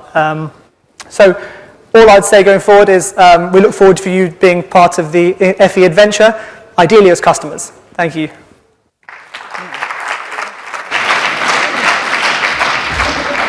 Thank you, Rohan. Judges, please. So first of all, I think if you set up at the back, you could be taking orders today from the response I heard in the back. And I think this is your core audience, by the way. So start taking the order book. Hardware, always challenging to get funded in Europe and the UK, particularly. You've joined the Hardware Club. What are you seeing in return to responses in terms of people interested in investing in this? Clearly, in terms of buying it isn't the issue. Are you going to go through the crowd to fund it, or are you going to go for some large investment? So, as you say, hardware is a tricky beast in terms of investment. So we've split our fundraising into 2 separate phases. Right now, we're raising a reasonably small angel round to get us through to the point of crowdfunding, because as you say, generally speaking, people are more likely to invest once they've had orders. And so really the point of this fundraiser is to take us through to April, May next year, after which we will have then confirmed orders, not just a sales pipeline. At that point, we will then go to a much larger round with a view to looking for investment. So VCs and all, when we've had brief discussions with them, and essentially they've said we need to see some sort of concrete traction as opposed to what we have from the last week.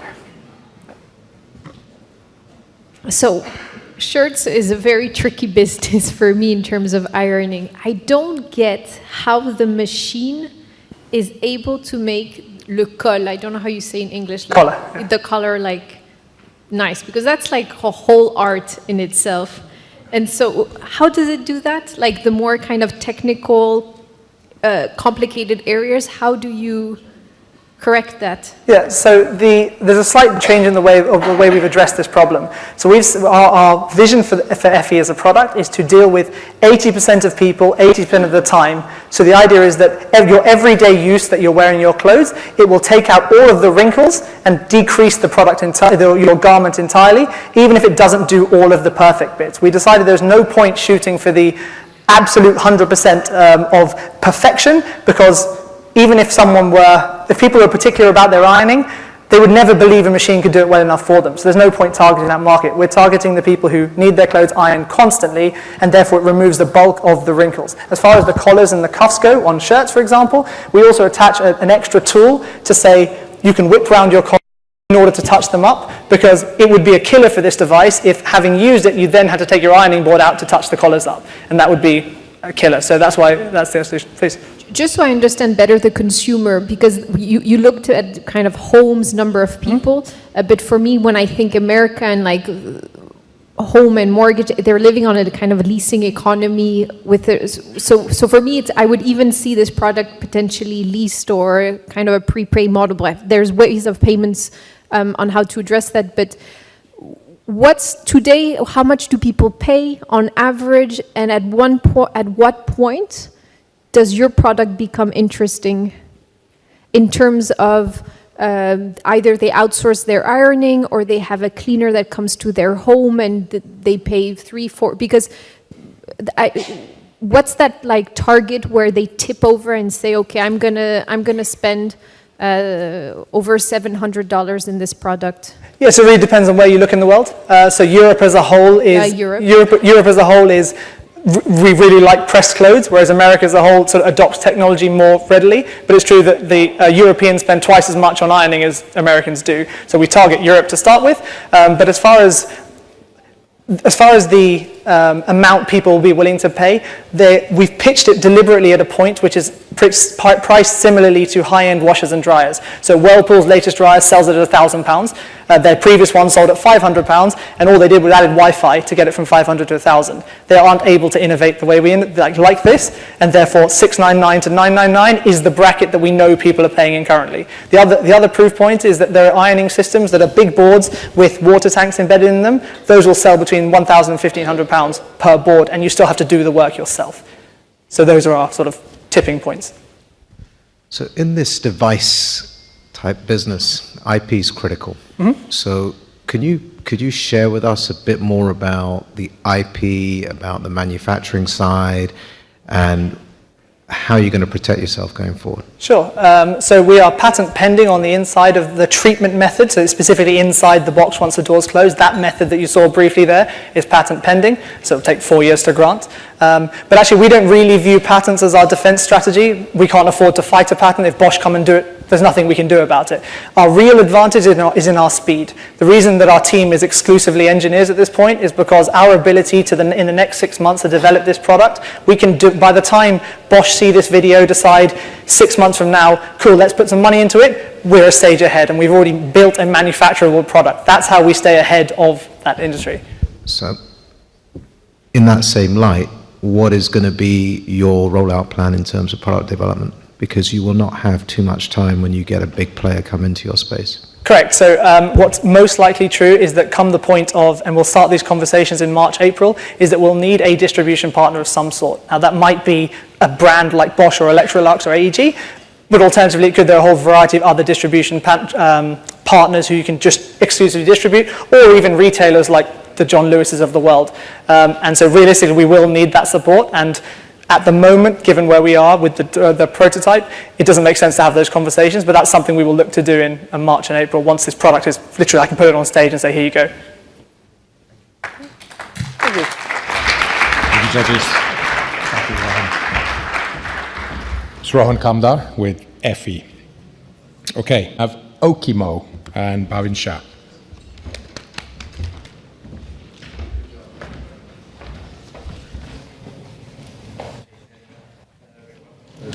I'm Bhavin Shah, and I'm a behavioural optometrist, and I'm here to talk to you about OCEO. But first, actually, I want to tell you a story about a young boy called Dylan. He was 9 years old. He was really, really struggling at school. He'd been struggling with reading, and he was complaining to his parents that he was struggling with his sight as well.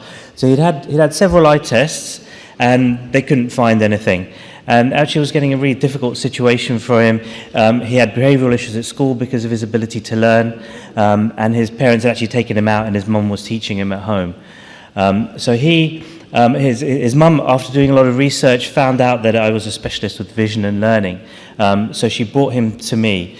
And within about 5 or 10 minutes of assessing him, I could tell what the problem was. And he was having a lot of difficulty with learning and reading.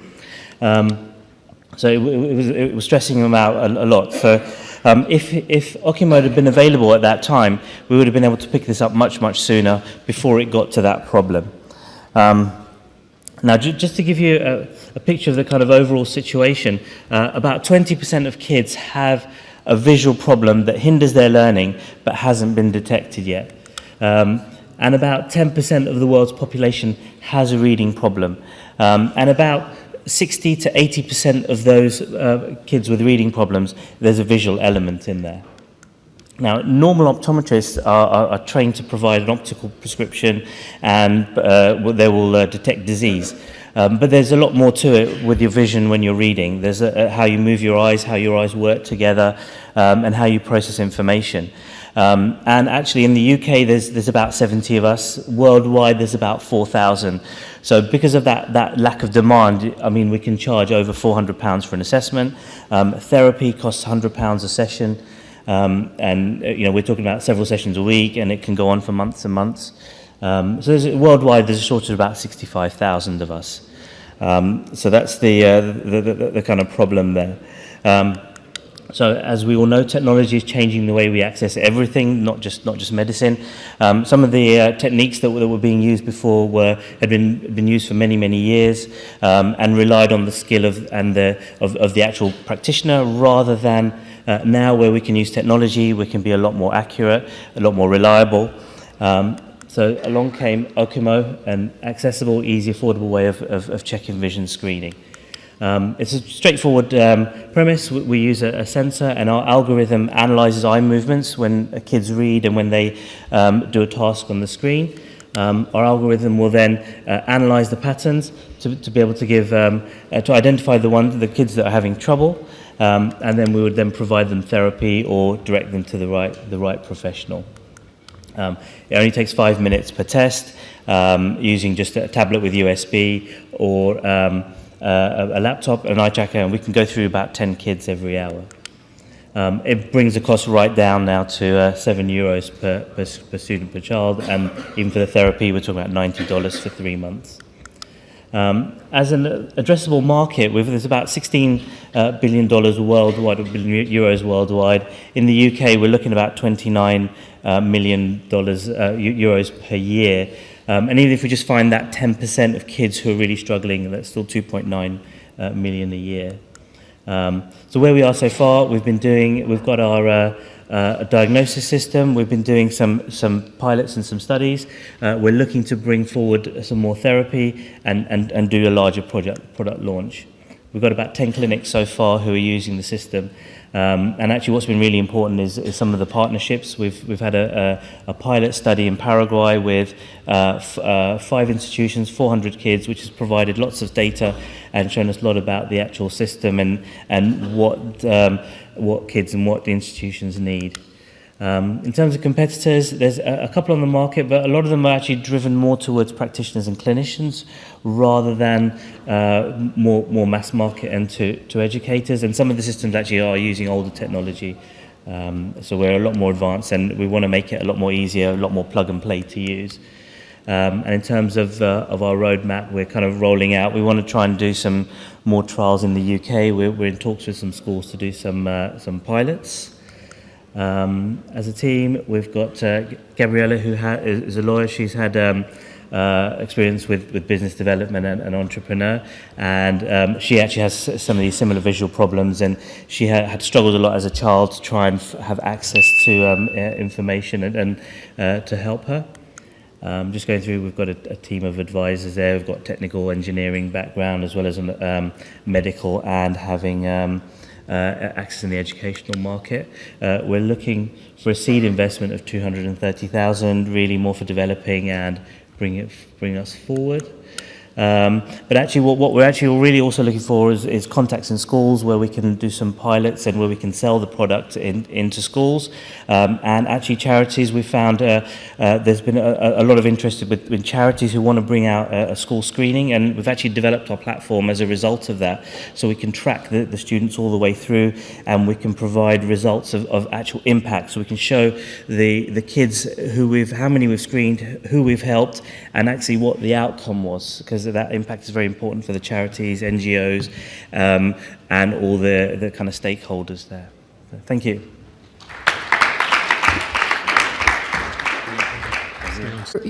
What you hope is your main clients to be schools, yes, versus practitioners, which is the competition.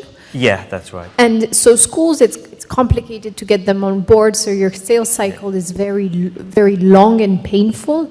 Yeah. Have you defined kind of strategies? How do you survive until then? Have you found ways maybe to gamify and get straight to the potential customer? How are you looking at?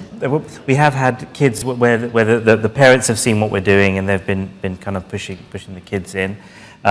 We've been working with charities. So far we've been funded by some charities to do some screenings in the third world. So that even then again it's a long sales cycle, but that seems to be paying off now. And where we've done pilots, they want to increase up on and scale up on their side.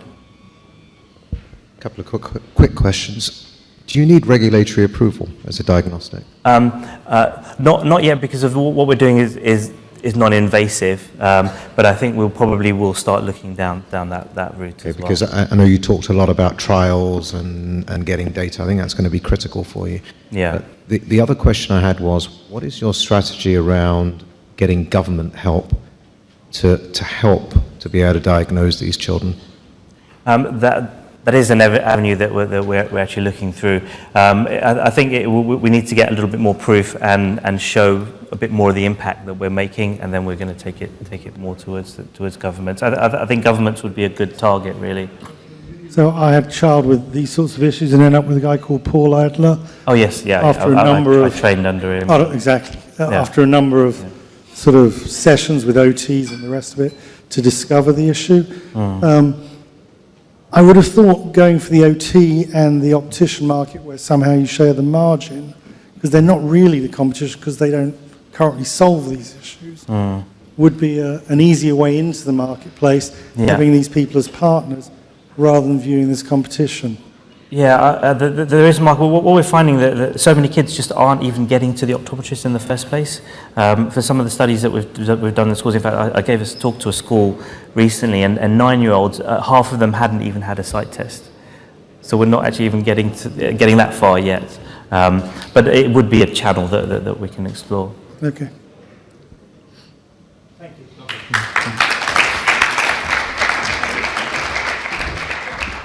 Thank you, Pavin. And that's OCEO. Okay, next up, we have Anand Kothari with Anand Business.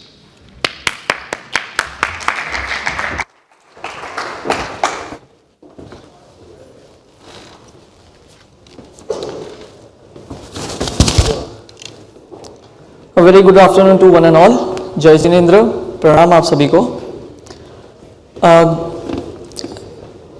Anand Business. What is Anand Business?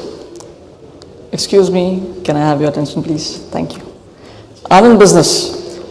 Anand Business is working towards upliftment of society with systematic and channelized collection of paper waste management for recycling, contributing towards clean India and sustainable development with support to education and entrepreneurship empowerment with job creation, and all this with cashless transactions.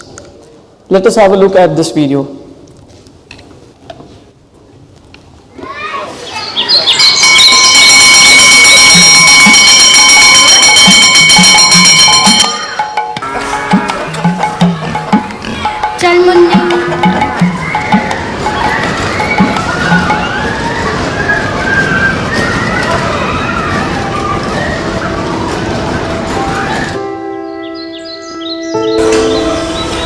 बच्चों, आप सबको text book तो school से मिल गई, लेकिन आपको notebook बाहर से ही खरीदनी पड़ेगी, ठीक है?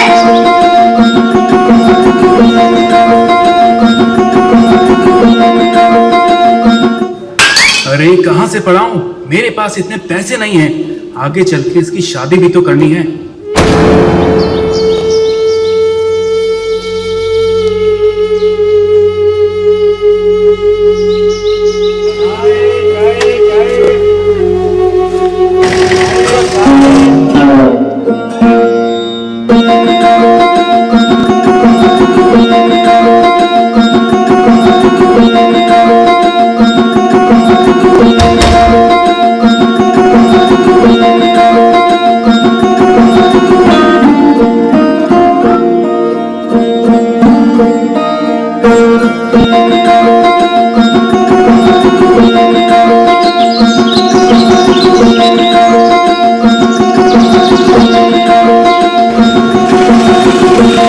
स्वच्छता अभियान चल रहे हैं।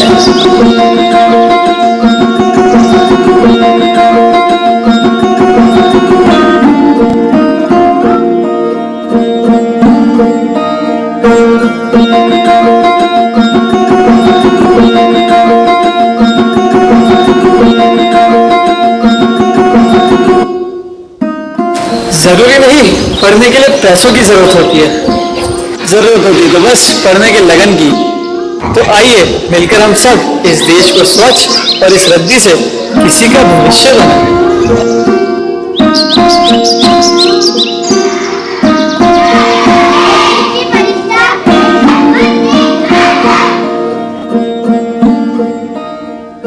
Well, what you saw right now is the harsh reality in India.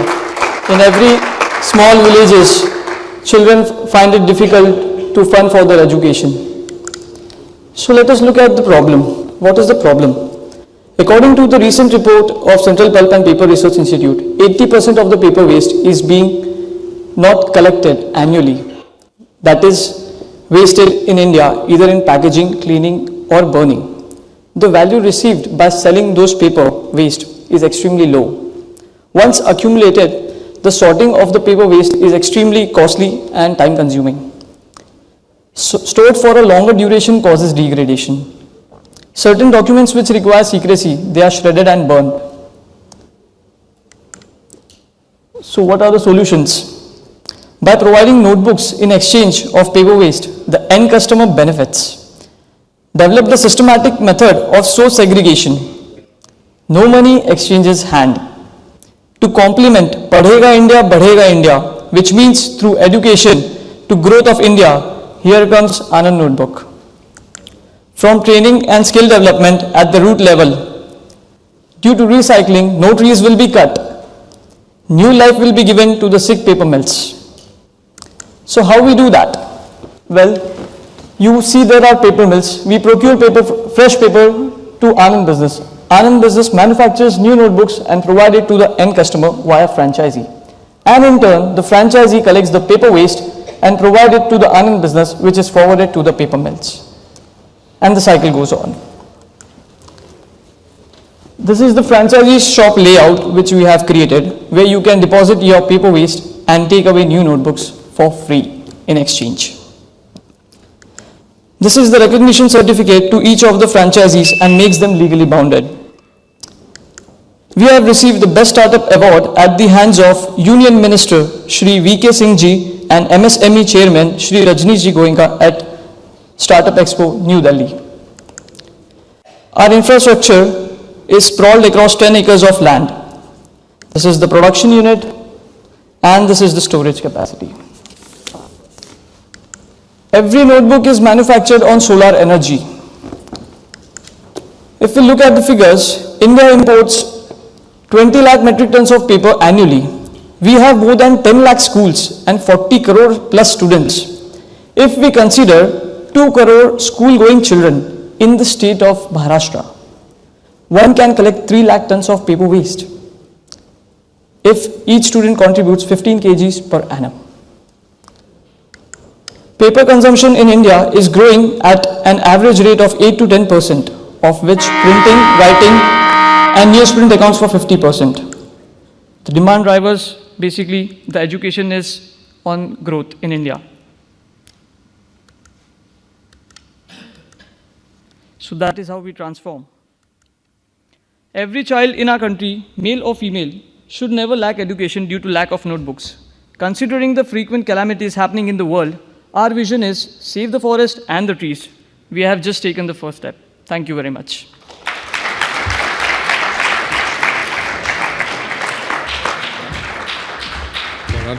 Thank you. Judges, questions, please. Excellent. I mean, what a wonderful business to be involved with. Congratulations. I'm questioning whether you should be looking for investment or you should be looking for donations is my question. It has a social cost as well as commercial cost. So basically we are expecting $500,000 for an investment. For investment? Yes. And in terms of from the social perspective, are we looking for social investment, donations from? There is a commercial aspect, there is a revenue model as well to it. Okay. Yes. Okay. Can you explain the revenue model? Right. If you look at we have already appointed more than 35 franchisees in Maharashtra. We are planning to take it to 400 franchisees in all the small villages and talukas. So we'll be appointing 400 franchisees. Till now we have got successful, all success ratios. As in, we have given away more than 10 lakh notebooks and collected 1,000 tons of paper scrap. As we are seeing, there is a huge demand, there is a huge potential. Paper is everywhere in India, but it's not being collected in a systematic and channelized manner. And if we do that, if we give away our notebooks to every student in exchange, everyone benefits. And there I have got a huge number of clientele base. Every single student, every single person, every household, every corporates will be having my notebooks. I can take advertisements on the backside of the notebooks as well. I can penetrate the market as well. Second thing, we all know that Amazon is there, e-commerce players are coming in India. What is their model? They purchase in bulk and provide it directly to the end customer. That is how they are at a very, they get a very good cost, best price in the market. So similarly, we are reducing the chain of what you call distribution chain. Here the paper we are collecting and we are directly providing it to we are manufacturing it and directly providing it to the customer. In normal business, what happens is you have to go to your local person who collects the paper scrap at a very low value, he gives, then it goes to the wholesaler, then it goes to the paper mills. So there is a huge cost. I am reducing the distribution channel chain. But these small shops that you put, yes, that's an initial cost to consider, and the maintenance and the personnel.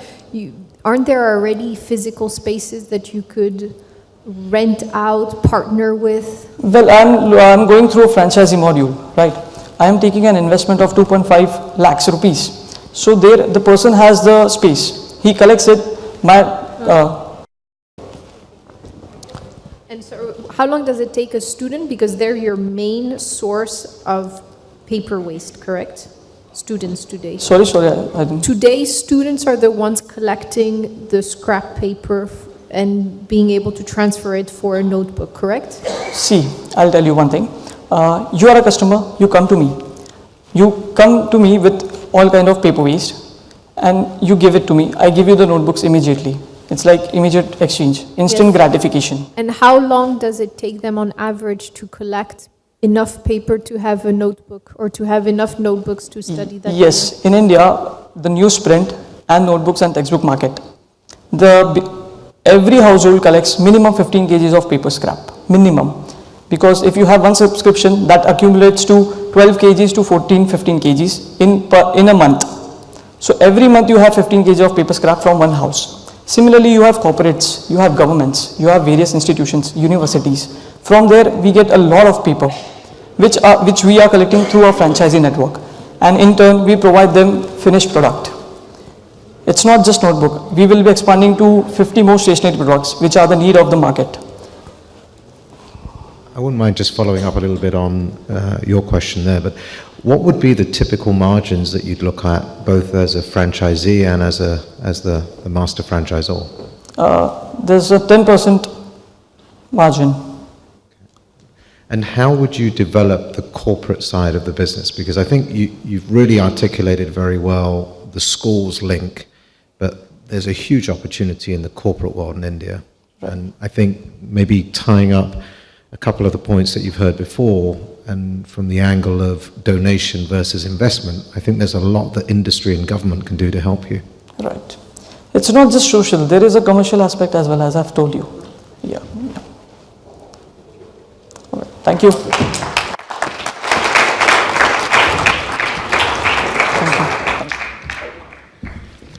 Thank you, Anand and Anand Business. Okay, next up we have Ricky Kothari with tea sticks.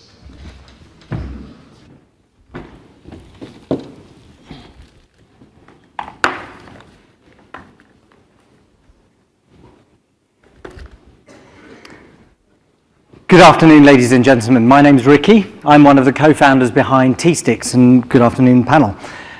I want to share with you our journey that we've been through since 2015 of launching a product that we've been a bit disruptive with onto the market. Our mission is to create and provide the world a better way of tidy brewing, and we've done this through learning, through personal experience. I'm going to skip through a few slides just to get the information I need across to you. So,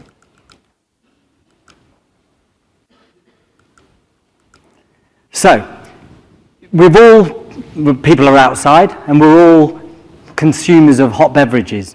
And many of you have probably experienced what I've experienced, and many of you drink tea, where sometimes you go into these kitchens, and Alisee made a point about seat space, where people are sitting in offices, kitchens are getting smaller. I found the problem when I worked for PwC, being sent all around the country and internationally on client work, to find clean teaspoons in the sink. You go to the sink, make yourself a cup of tea, there's dirty teaspoons in there. What do you end up doing? You use your fingers, try and pick out the tea bag, drips everywhere, or you fish it out with a pen. So the point came where I got back to the hotel after an awful board meeting, and I thought to myself, is there packaging or something where we can put really good quality leaf tea inside and create a different experience, and also to exploit a market? For example, the UK market, the revenue of tea sales in the UK market is 647 million. And that's just for tea in the UK. So we thought, I called my best friend up from school, Kim, and I said, look, Kim, I've got this idea. What do you think? Can we create some new packaging? The tea market has been stagnant for the last 60 years, really, whereas coffee is kind of innovated. They've created capsules. They've actually innovated the quality of the products and got new machines out there. So what ended up coming to our mind was the tea stick. And the tea stick is aluminium foil. You take a tea stick, place it into a mug of freshly boiled water, and you literally stir. So it's like a stainless steel infuser without the mess or drips or hassle. And that's what the tea stick is. So it meets those needs. And that's our mission. So we launched in 2015, and we were going to launch in the UK. And just before I did, I met, whether you like him or not, he's not in my good books at the moment, but however, when he was Prime Minister, I met David Cameron, and he said after our meeting, he said in a joke, Ricky, if you could sell tea to China, I'll take you on my next trade mission. And I thought to myself, do you know what? The UK market is very saturated, lots of brands out there.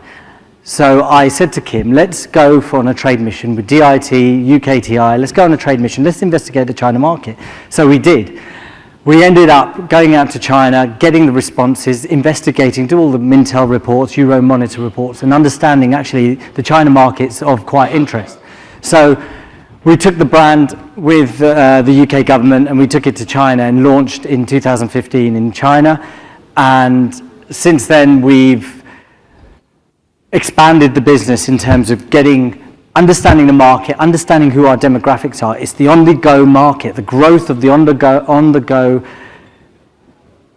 efficient, clean, hassle-free, of ease market that we're targeting. So these are young professionals working in offices, in and around supermarkets. So we launched in retail in China in 2016, and I set up an office there for us to manage our distribution.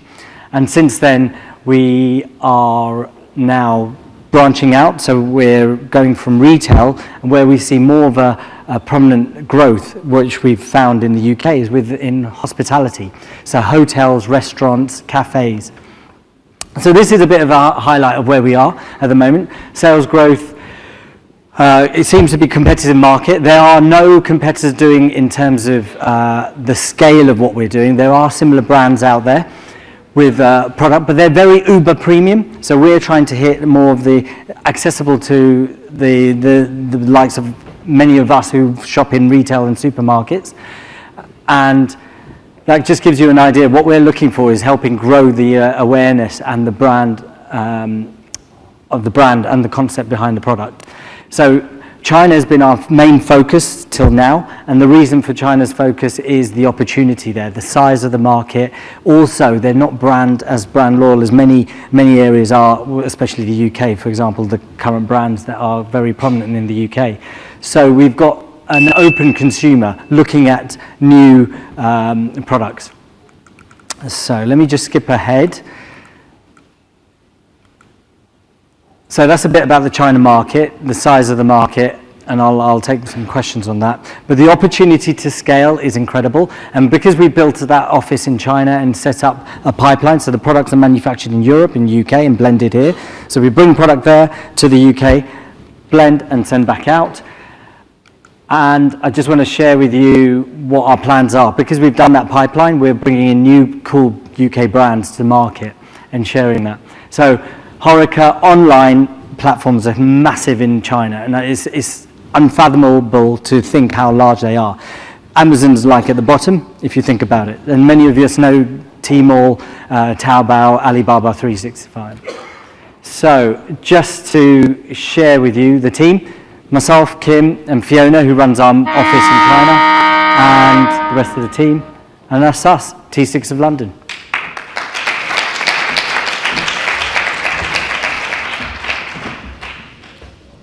Congratulations for getting this off the ground. So it's ironic that we've actually all got just received a cup of tea.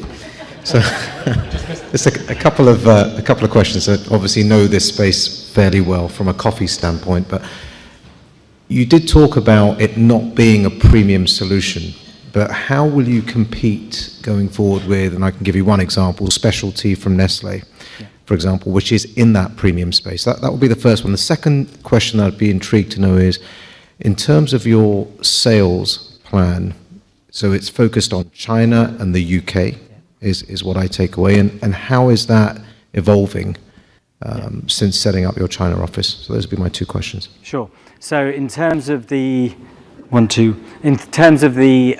premium angle, it's kind of helped, which has been very useful with the nylon pyramid bags, where Tata have come out with their own brand of that, and also T-Pix, for example, from Tata, and also Twining. So that's helped where we're pitching. So we've got the premium bags at the top. We're finding the gap in between that, between the regular tea bags, the everyday usual ones, and in between that. So we're pitching our product. So retail at the moment is around £4, £3.50 on promotion, or £3 on promotion, with 15 sticks in a box.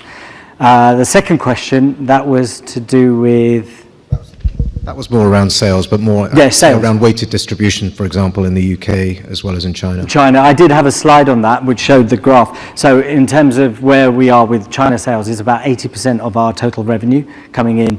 The rest is the rest of the world. UK is quite small because we've been focusing on hotels, but all efforts at the moment have been on China and growing the China market. Sorry, just one very quick follow-up. In terms of your distribution in UK grocery, is that an angle that you're looking at, or it's purely from a food service, HoReCa? No, it is.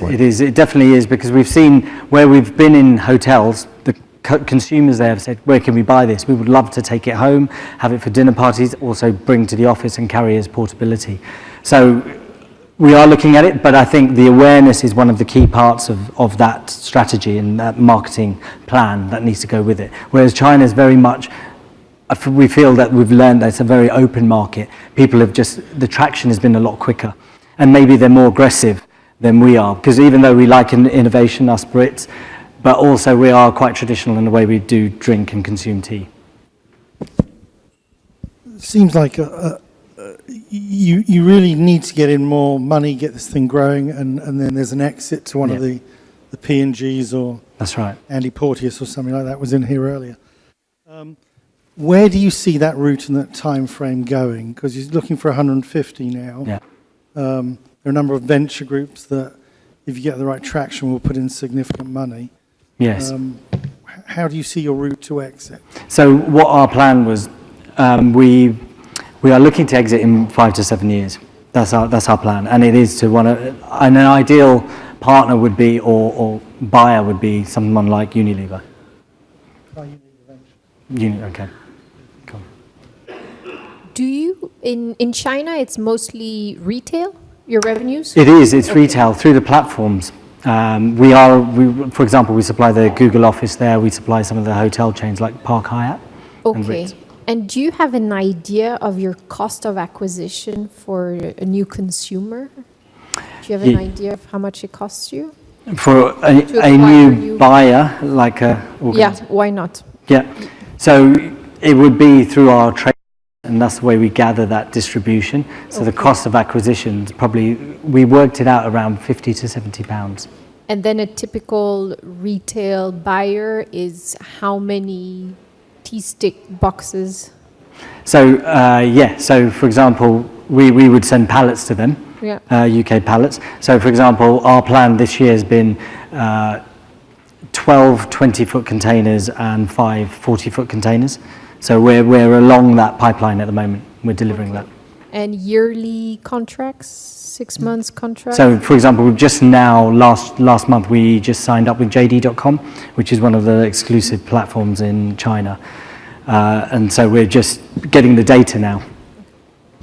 And one very quick one, did David Cameron ever come through with trade? I did write to him, and by that point he resigned. That's not unlucky. Thank you. Thank you, Ricky and T-Sticks. Okay, next up, we have Hasmukh Gulecha with OCEO Water.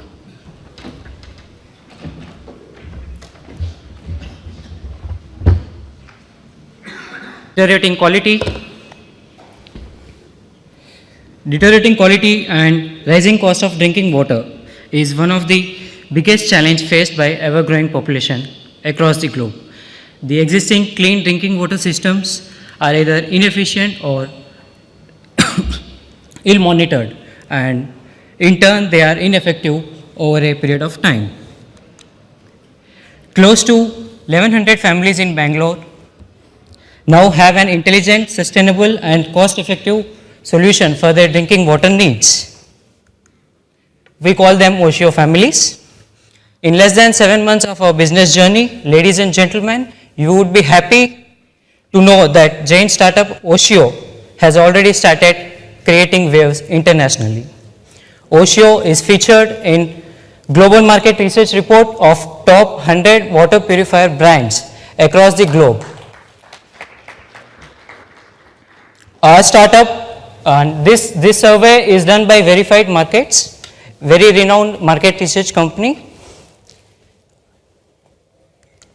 And it's a validation for our technology and business innovation that OCEO is published alongside the prominent water purifier brands across the globe.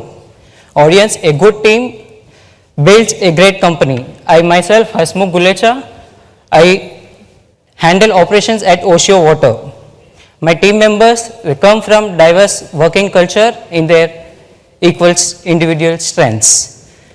And my team member, Mr. Mahendra, is a proud JITO member from Bangalore chapter. Meet OCEO, an IoT-enabled smart water purifier designed to meet the growing needs of your drinking water. OCEO Smart Dual Purification ensures and performs 6-stage RO water purification, and there is one more tap, cooking water tap. It performs 3-stage ultra-filtered cooking water based on the end user requirements. The cooking water taps reduces the reject water. Then smart connection. Our OCEO smart connected devices not only measure and monitor each drop of water but also ensures safe drinking and clean drinking water. OCEO purifiers come with a unique smart ownership model, which I'll explain you in the next part of my presentation. OCEO smart dispensing system ensures non-stop purification all the times. Data is powerful and we are making it available for you, be it the quantity of water or quality of water. Everything is displayed in different interfaces on your mobile app or in web access login. You can see your transaction histories and device histories and the service history in all 3 different interfaces. The user can log in with their individual credentials. They can see the data real time sitting anywhere in the world. It is connected to cloud. We get real time information. Now that you got to know about the OCEO, it's time to know how much does it cost. We do not charge anything and the device comes to your home at zero cost, zero upfront buying cost. And we do not charge anything for the maintenance or any installation fees, and there are no monthly commitments for the water purifier. I repeat, we just take only zero maintenance cost and zero maintenance fee. All you pay is only 1 rupee a liter for every liter of water purified. Introducing you the OCEO Smart Water Purifier. The way you recharge your mobile phones today, it's the same way you have to recharge the OCEO water purifier to get water credits. Once your balance becomes zero, the machine will automatically stop its working and you will get an alert to recharge the purifier. When you recharge, the balance gets updated and the purifier automatically starts working by itself. And a quick comparison, OCEO will cost you a 1 rupee per liter and gives you a highest purification standards and clean drinking water. Whereas the other leading purifiers, if you are having any purifier at your place, it might cost you 2 to 3 rupees a liter, and you end up paying 3 to 5 rupees a liter for all water cans. Dear JITO members, I am sure you must have done by your math now. Apart from OCEO is emerged as one of the top 30 tech startups across India, and we were one of the top 30 in tech sparks. And today, as I am presenting you today, and our other team members are representing Alibaba Cloud World Championship today in Shanghai. And we were selected as IoT Thought Leader Awards at IoT Congress, and we were one of the top 100 startups in Elevate 100. For the exciting members of JITO, I would like, if you like to order our OCEO purifiers for your office or home use, you can just visit our website, upload your Aadhaar card copy, fill in the basic information, your order gets generated. You will get a pre-order number, and we confirm your order post verification, and the device will be delivered at your place. That's it. It's very simple and quick registration process. Thank you. I am happy to take questions from the respected jury and the crowd.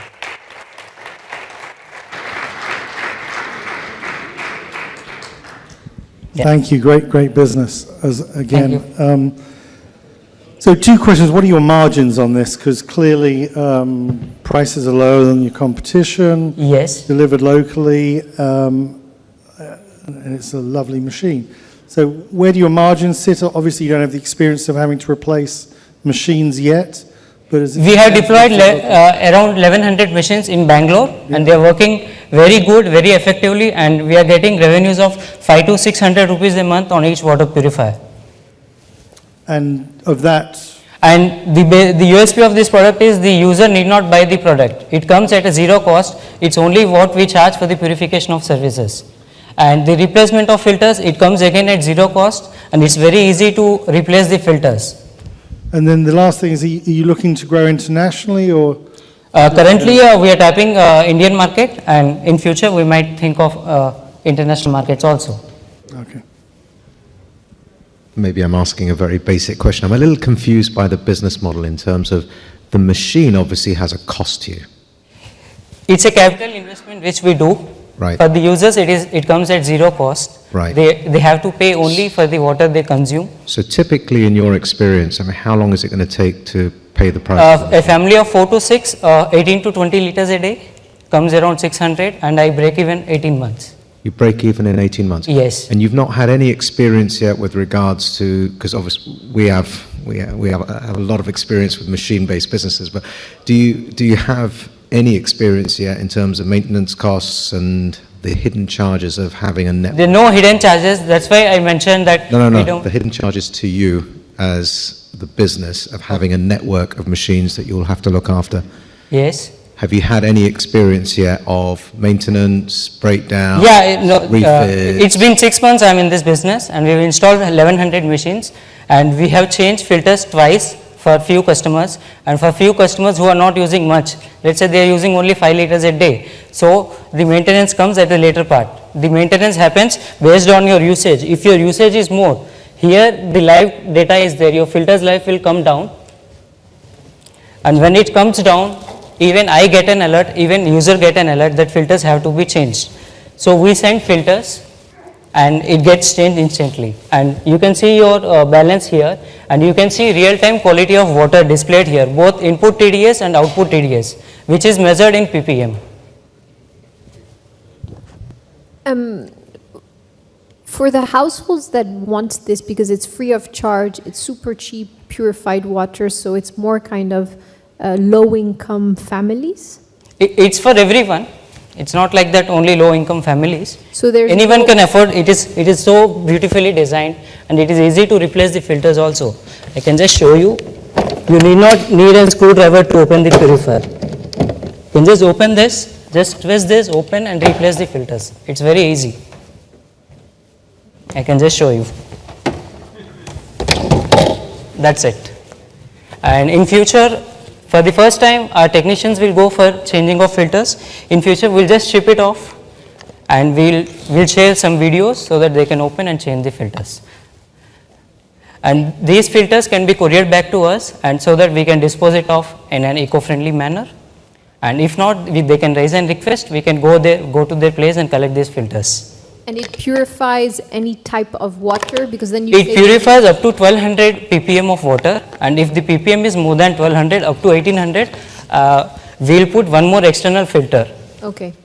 Before the water enters the purifier, and that protects my machine, and the life of this machine is 5 years.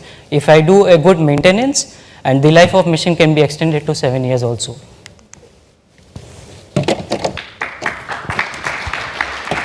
Thank you. Thank you, Hasmukh. And that's OCEO water. You can leave it. Just leave it there for now. Okay, next up we have Nitin Jain of Goguiddr.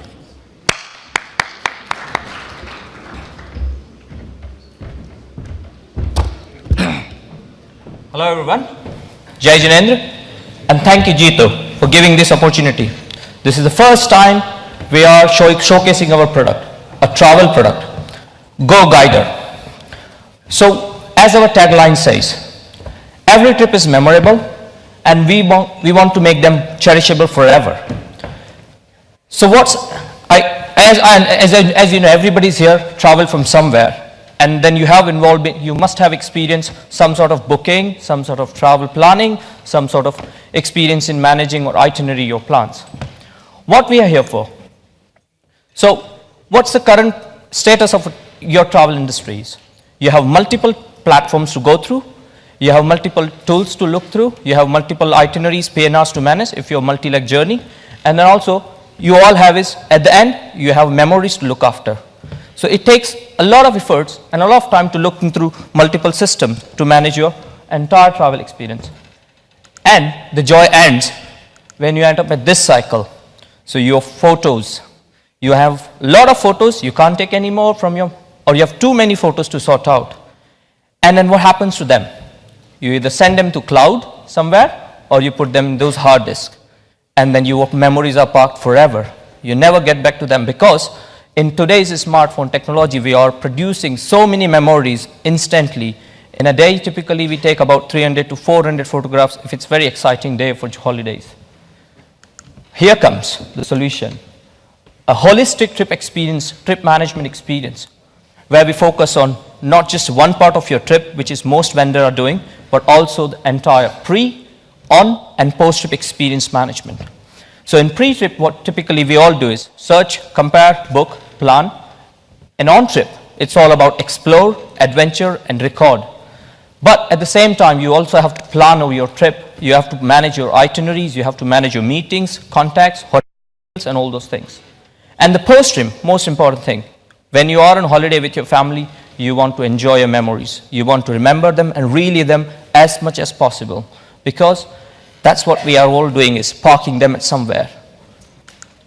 Now, just to go to briefly is what our product is basically. It allows you to manage your pre, on, and post-trip experience. You can do very personalized trip planning. So it's not about a standard platform where social trip planning like others do, but it's all about your personal level trip planning. So it can be very ideal application for even business travelers who wants to integrate their business trips, meetings, contact details. And also, the key part is post-trip, which is all about memorabilia. It's all about memories when you go on holidays. Our tagline in our business, in team, we call it as a 400 to 40. There's nothing as such as 400, but it's always the case that you end up having a number of photographs and then you never relive any of them. So this is just a look and feel of our website. So since the travel industry is very competitive and very standard as well, so we have to integrate as a web version as well, where you can do your flight, hotel, holidays. At the same time, you can also do trip itinerary management. I would like to just run through a 20 seconds video of our app, which is an Android version, and basically it gives you a feel of what our app looks like. I'm going to talk through how it's working basically. So this is our landing of app. You can do trip planning. You can manage your itinerary. The best part is you can have a group planning as well as expense management, which is very important for a business traveler if he's traveling business trip. And then you can do memorabilia, which is all about photo management. Beside that, the standard features of flight search, hotel search, holiday location search, and also standard trip, edit your profile. So it has a huge potential to become a social platform for future. The sphere is very big. It's very important to, it's very difficult to define where we fit in terms of specific numbers. But look at the market size. In the US, it was 2016, online travel sales reached up to $565 billion. It's a massive market. And I came across last night, which was very late into this, about $1.3 trillion is expected to grow the whole travel industry across the world in an online platform. And at this point, it's 30% of travel business happening through online platform. And 95% people always do research. So if you are going on holiday, I typically do 90 days search advance when I go for India. And I guess everybody, and especially in Britain, we are all famous for planning our holidays for summer, almost a January or almost 6 or 9 months before. So there is always research goes on, and research is a key emphasis for us. And the best part is the data confirms that 40 to 48% or about 50% people love sharing the experiences. And that happens through travel platforms like Facebook's, TripAdvisor's, and other social media platforms. Our market is massive, but our launchpad is India, which is going to be expected to $11 billion business in 2020. And we want to capture that position. What's our positioning? So we are positioned to be search compare. So that's a primary, but on-trip and post-trip is a key part of our business. And who are our competitors? There are no identified direct competitors, but we know that everybody is doing in pre-trip. There are many doing in on-trip, like TripCase and TripIt, but at the same time, post-trip, there are few, but everybody instantly posts on Facebook or Twitter or something, but do we want to do that? Not everybody wants to do that, and we are giving a solution to them. So our itinerary looks like this. Go live with the web app sooner by the end of this year, user-based generation, so develop a traction, and then we have an idea to move into the AI-based tracking. So we want to do retrofit to your trip planning or your experience you have built, and then go global. So, it attracts the biggest, bigger user base. And our strategy is this, basically go social media platform. Peer-to-peer marketing as well. Sorry about that. All right, thank you. Out of time. Okay, judges. Quick questions for Nitin. So it's a very lucrative market, but very, very tough market. A lot of competition. I mean, Google is even getting in, so it's starting to get very difficult. You have to be on volumes because your margins get smaller and smaller. Yeah. How are you acquiring customers? Like, what are your channels? So, as I said about the launchpad is India. In India, there are big user acquisition costs. So all existing players, including biggest player like Make My Trip, they spend about $6 to $7 per user acquisition. But then also it doesn't guarantee them the user will be repetitive or loyal to them. Because in that market, we don't want to be burning our cash or resources by having a user acquisition cost by giving them a cash back or discount. But we want to switch into a mode where we sell our memorabilia as a unique experience management tool and get the user base development. So that's our priority, to focus on low cost user acquisition rather than focusing on high cost and quick build up of the user base. I mean, we're quite early here in this business, and I guess the cost of acquisition is going to be really your major challenge in marketing this. What sort of budget are you putting aside for the acquisition? So in the initial times, we are saying about I cannot present the numbers, but I think we have the breakdown of about 200K. We want to put it in first 2 to 3 years, and that's going to be basically focusing on peer-to-peer, more in-advert, marketing like YouTube channels and blogging, video blogging kind of features. Yeah, I've got to be honest. I tend to agree more with Alisee here. I think this is a very, very competitive space, and when I think of tools and such as Concur, which is one of the things that you mentioned around travels and expenses, I think that would really appeal to businesses. Yeah. But how are you pricing this? So if you were, and I would say, how are you pricing it, and how are you positioning it? So the positioning is completely, we don't want to be charging any, for installing an app or making it. We want to make it get as fast as in terms of user-based development. So our revenue is basically based something like a Skyscanner model rather than direct booking and commission, because we do not want to get at this point, we don't intend to get into the booking payment services. So what we do is we want to give an experience management tool to the user. Eventually we look forward to revenues coming from back-end third-party vendor revenues as well as from advertisings. So just to clarify, if you were an SME and you wanted to have a travel and expenses tool, you would use this, and you're saying you wouldn't be charging an SME for that service? Absolutely. So it can be, so for ideas that, so everybody, whether it's a personal level or, for example, I go on holiday, or everybody at personal level as well, if you're on 10 days holiday, you would want to record how much you really typically spend around so it allows free and freehold to everybody. Our competitor Tripcase, for example, they actually exclusively charge to use for the business people, but their features is almost same as ours, and we are giving free. So that's our USP to get attraction from the user base. Okay, thank you.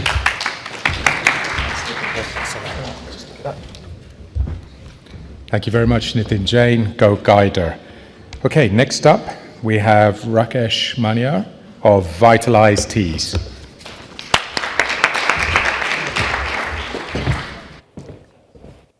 Thank you, Mittal. Good afternoon, everyone.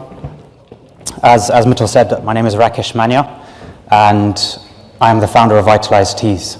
We created this brand to educate consumers and enhance everyday products whilst providing superior flavor. The problem that we're tackling is that modern farming has resulted in food we consume becoming less nutritious over time. There's also too many products in the market, and especially in the tea space, that make unsubstantiated claims. These are detox teas or slimming teas. Now, the future for such products is limiting because regulation is catching up with them, and also consumers are now seeing beyond these claims. So our solution is one that's very simple, is blend vitamins with teas. Since tea is the second most consumed beverage in the world, we can deliver nutrition to a large segment of the population without requiring drastic changes in food consumption patterns. Obviously, this is a business and it has to make commercial sense as well. So if we isolate this and just look at vitamins on its own, why vitamins? Well, the market is worth £675 million annually, and that's in the UK alone. This is not surprising since 2/3 of adults do not consume 5 portions of fruit and veg a day as they should. This is largely down to 3 things, and they all fall under lifestyle. They neither have the time, the money, or the will to consume the way they know they should. And if we look at a tea with vitamins, the first 2 elements, time and money, it takes 3 minutes to brew a cup of tea, and the cost per serving is 18 pence for the buyer. Our target market, we're not breaking them down by social class, but we're referring to them as influencers. These are 25 to 45-year-olds that, because of our convenience and because we're priced sensibly, they buy into the product, and it's also a niche. It's also something that not many people are doing. These will become brand ambassadors for us, advertently or inadvertently, and through word of mouth, through marketing, social media, they will help us drive sales. If we look at one of our competitors, Tetley's, we also need to see that, is this going to be viable? Will people buy this? Will people buy a tea with vitamins? Well, within the first 16 months of them launching, they recorded sales of £1.7 million within their super tea range. Obviously, they have a large distribution network, but this is something that we will build up towards.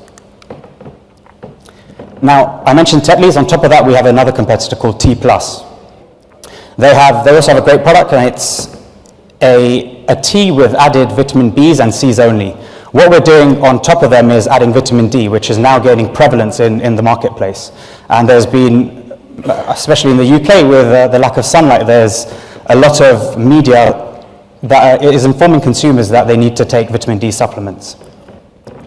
What you see on the bottom left there is bioavailable. Bioavailability is just a measure of how well your body absorbs certain substances that you consume.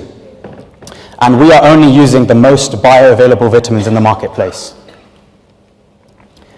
The other 3 points on there, educational, honest, and first to market. It's the combination of educational and honest that brings us to be the first tea company, maybe even the first food and drink company that will do this. So what we have is, on one side of the packaging, we will explain to our consumers that a combination of these vitamins results in certain health benefits. And because our claims are based on vitamins that are EU regulated and not on herbal ingredients, we can make explicit health claims. These can be anything to do with immune system, skin, hair, and this is the key thing that will differentiate us from most of the other, what's known as functional beverages on the market. This is just a breakdown of some household names on the left-hand side, and it covers those USPs across the top. As you can see, most of these companies have a functional range. However, they don't have the quality of ingredients, and they also added vitamins apart from ourselves, T+ and Tetley's, of which we are the only one that will use bioavailable vitamins. Vitalize was founded by myself and my partner Shamir Shah. Shamir has been in the tea industry for 14 years. Within this time, he's built up a large network and also knowledge and know-how of bringing products to market. I myself have a mathematics degree, and I studied and qualified as a chartered financial analyst, realized that the rat race isn't for me, and I wanted to work for myself. So I followed my passion in food and drink. I'd now like to open up the floor to any questions from the panel. Thank you.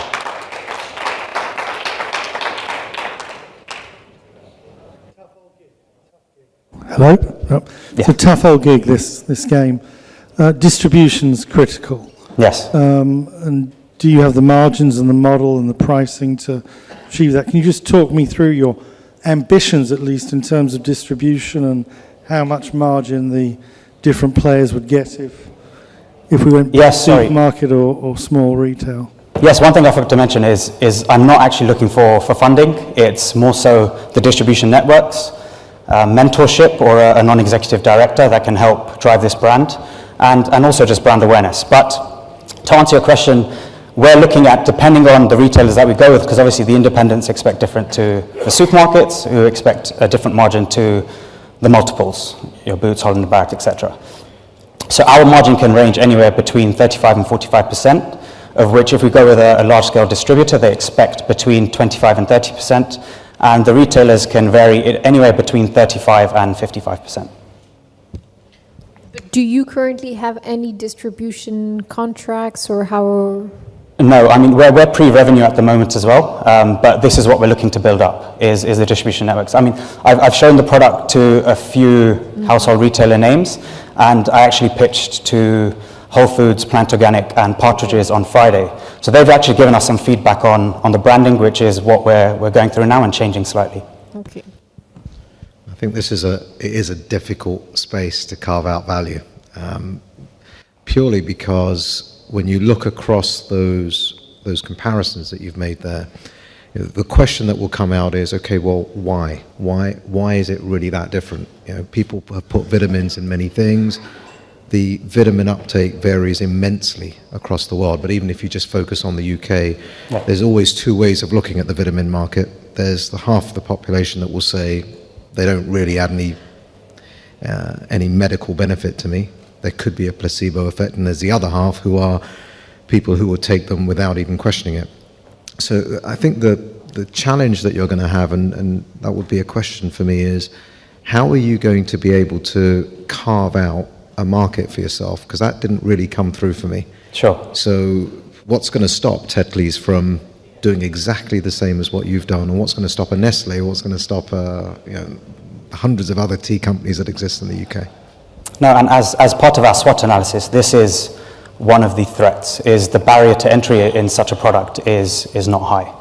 Anyone in this room could do it if they wanted to. But the sustained advantage is the honesty that we're trying to come across with, which is the educational element of the product. If they want to follow suit, they can. Through conversations I've had with social media influencers, they don't take very well to these large corporates. So for example, someone like Paka that's just been taken over by Unilever, it's not gone down very well in the market.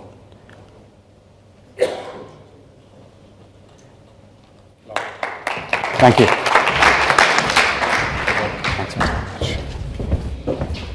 Thank you, Rakesh. That's Vitalize Teas.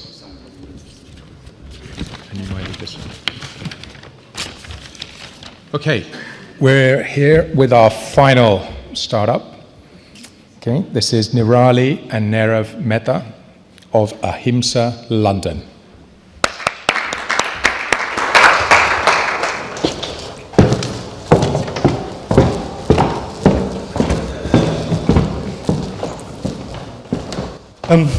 Good afternoon, everyone. This is a real diamond that was created in a lab. This is a diamond that was found in a mine. Both of these diamonds are chemically, visually, and optically the same. So what is the difference between a lab-made diamond and a mine diamond? An estimated 3.7 million innocent people have been killed in Africa alone through violence and conflict as a result of diamond mining. In 2009, 115 Congolese miners in Angola were removed forcibly by the army. Between 1991 and 2002, an 11-year civil war tore apart Sierra Leone. Diamonds mined by kidnapped villagers and prisoners were used to purchase arms and weapons. This horrific war saw child soldiers and a total estimated death toll of 70,000 people, not to mention the creation of over 2 million refugees. Mines throughout Africa, which are controlled by rebels, are commonly filled with slaves.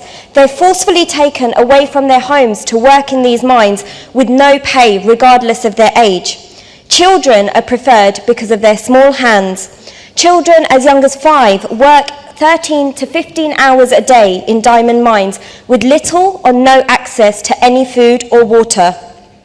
In 2009, a report by the United Nations stated 25% of diamond miners in Sierra Leone were children under the age of 16, and 46% of miners in Angola were working a minimum of 15 hours a day in diamond mines.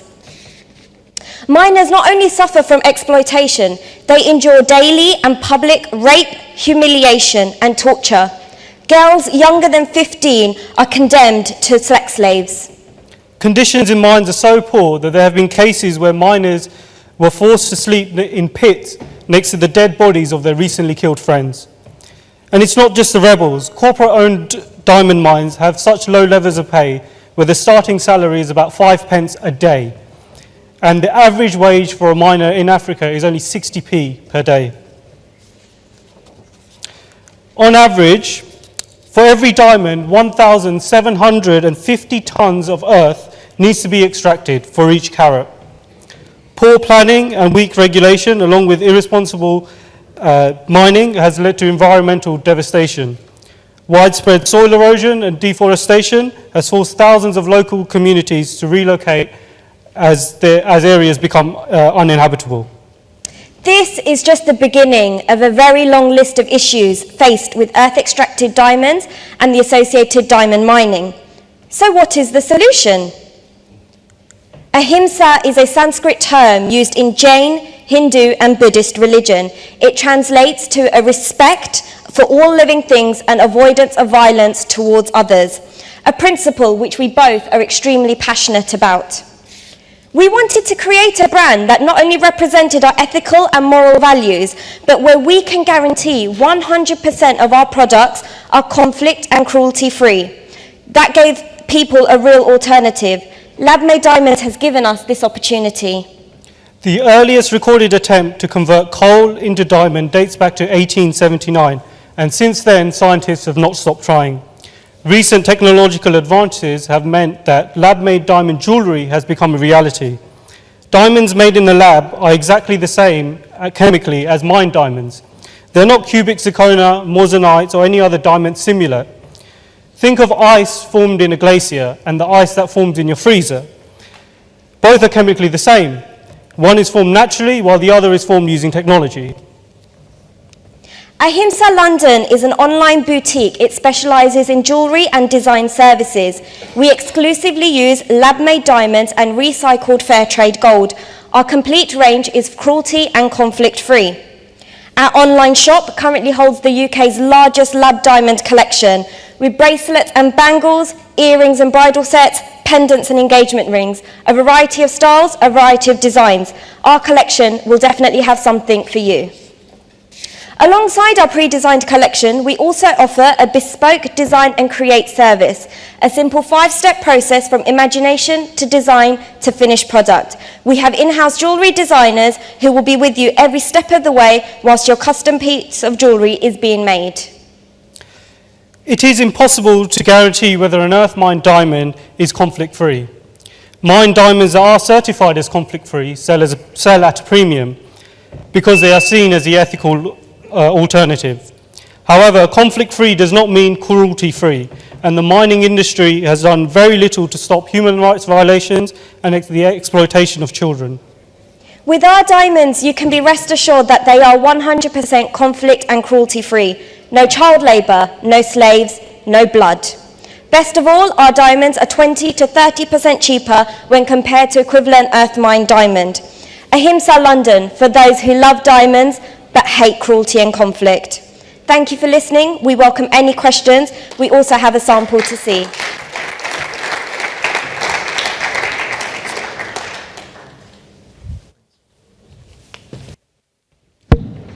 Thanks for the presentation. I had a question and then a comment. So the question would be, when you look at the market for what I will term ethical diamonds, how are you positioning yourself differently from other people who are doing something similar, or are there other people? Because I don't know much about the diamond market, but I'm just... In terms of laboratory-made diamonds, there's only 2 other suppliers in the UK that solely do laboratory-made diamonds, and their collection is pretty pathetic. They have about 3 rings, 1 or 2 bracelets, and that's about it. It's pretty small. And then I'll just have a comment, and you can take this on board or not, but when you say www.lab-made diamonds, I feel it personally undervalues what you're trying to do. So I would actually say something like ethical diamonds, because you use the word ethical a lot in your presentation, so that would just be a comment I'd have for you. Thank you. Thank you. We'll take that on board. Now, the issue historically in this education has been that lab-made diamonds are virtually flawless, or are flawless, whereas obviously we have various gradings within other diamonds. Is that still the case, where your diamonds are flawless? They are on the higher end of the quality spectrum. So each diamond is still unique because it takes about a week to process to make from a seed to an actual diamond out of the machine. They are all unique, so there is no guarantee that one diamond will be the same as the next one. So it's a more of a see what you get sort of situation when you put the seed in and what comes out. So yes, there is still the same scale. With us, any diamond you get over a 0.5 carat comes with a certificate from there's a similar lab like the GIA. There's a different one for the lab-made diamonds. So you have your own lab where you produce, or are you a marketplace of lab diamonds? No, we don't have our own. In fact, there's only about 3 labs in the world that are currently producing diamond grades good enough for jewelry. There's many that produce them for industry. So no, we don't have. Okay, but congratulations, because I think a lot of brands messed up on thinking they had to go for the kind of mass market consumer, whereas you have built this kind of real brand and craftsmanship, which is where the value is, because diamonds also exploded because of a marketing scheme. It's a premium product. Yeah, so that was really well thought. Thank you. Just one quick last one. You said the prices were 20 to 30% cheaper. Are the margins equivalent, larger, smaller? Yes, they're about the same. Right, okay, thank you.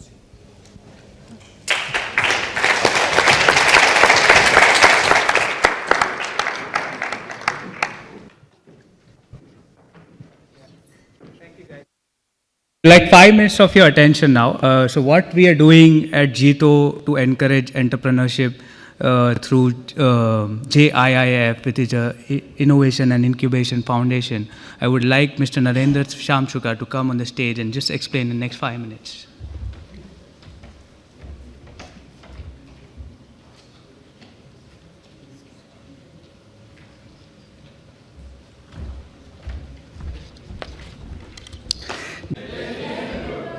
So how many of you are excited about what all is going the presentation for last 2 days? How many of you are afraid coming the competition from any corner of the cloud, from anywhere?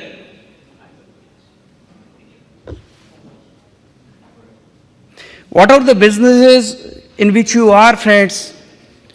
Competition may come from anywhere.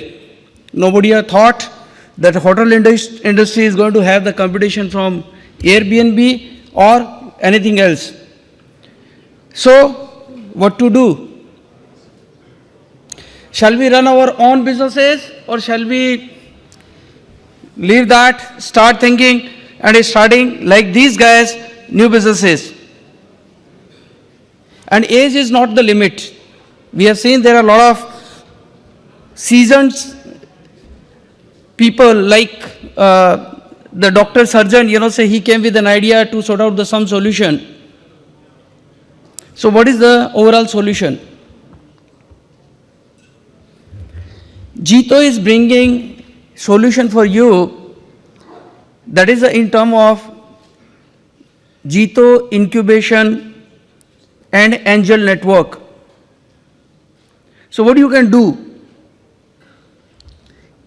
If you become the angel network member, every month we are going to have such kind of the pitch session where every month 4 to 6 innovative startups are going to be presented. You can have a look. You need not to invest. That's not compulsory. But what I feel, the more important to know what is happening in the world. And one thing what I understand, you know your business much better than anybody else. So, from these technology, what you can pick, which can transform your business or you can utilize in your business, that is the key. And that what I want to say to all my fellow JITO members. Come into the pitch, and these pitches are, you need not to come, say the Mumbai or Delhi or Bangalore, you can watch sitting in your hometown through internet connection. You can read the case studies. If you have the question, you can come with the question. Yes. In between, if anything excites you, in between anything which is connected to your business, in which you feel that yes, you can become to mentor to them, you can also put some investment into them, and these two things are not necessarily to be combined. You can become mentor without investment. If you are interested, you can put some money also. And what I feel, somebody discussed, making the product is not a difficult thing. The difficult thing is the distribution, getting the customer. And what I feel, you all have customers. You all have your own businesses. So, if you are allowing these youngsters to do the test or to do some experiment with your own team, and maybe you are coming out, you are finding a good partner where you are getting a partnership into such kind of a venture, and what I feel, these youngsters as well as the existing businesses, both can be benefited. So, the first incubation center, what we have started at Mumbai, 29th of last month, the first pitch, this was the 28th of last month. 29th July, we did the first pitch session. 6 companies presented and 4 companies have got selected for funding. For the 2 companies, already we have closed around approx 5 crore, and 2 companies are still, going on. The next pitch session is going to happen on the 5th of November at Delhi, and we will live telecast the same. So I request, we have sent the detail and the link into the JITOPRENEUR London group. You can go there, you can register yourself online, you can become the member and enjoy the benefit which is the JITO is bringing to you. This is a social initiative. There is no profit motive, and the fee. This is a separate, 100% separate subsidiary of the JITO, which is the JIIF, and managing the entire affairs. The fees, yearly fees is around 50,000. If you want to become a 3-year member, then it is 1 lakh. Any question?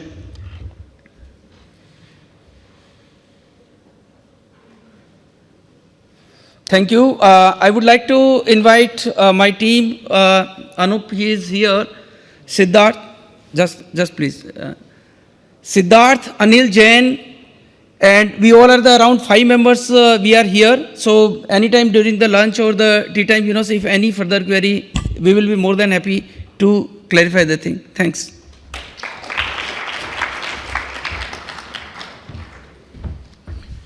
Thank you, Narendra Bhai. A very worthwhile initiative and something that I hope some of our new disruptive businesses will take advantage of. I want to thank everybody here. I want to thank especially the judges for your time and the audience for your time and patience. As you can see, there are some very, very exciting and interesting businesses that are presented. I mentioned at the start that we had to narrow these down from almost 60 applications that came in. And I'm sure some of the others will be presenting at some point in the future very soon. We're going to take a short break now. So I know some of you are itching to get your teas and coffees. So please take that break. Before you leave, can I just ask that you do complete the checklist at the back of this to choose the audience award for the startup that you really liked. And then we'll be back. The session will reopen again at 5 o'clock with a keynote from Anil Agarwal. Thank you very much.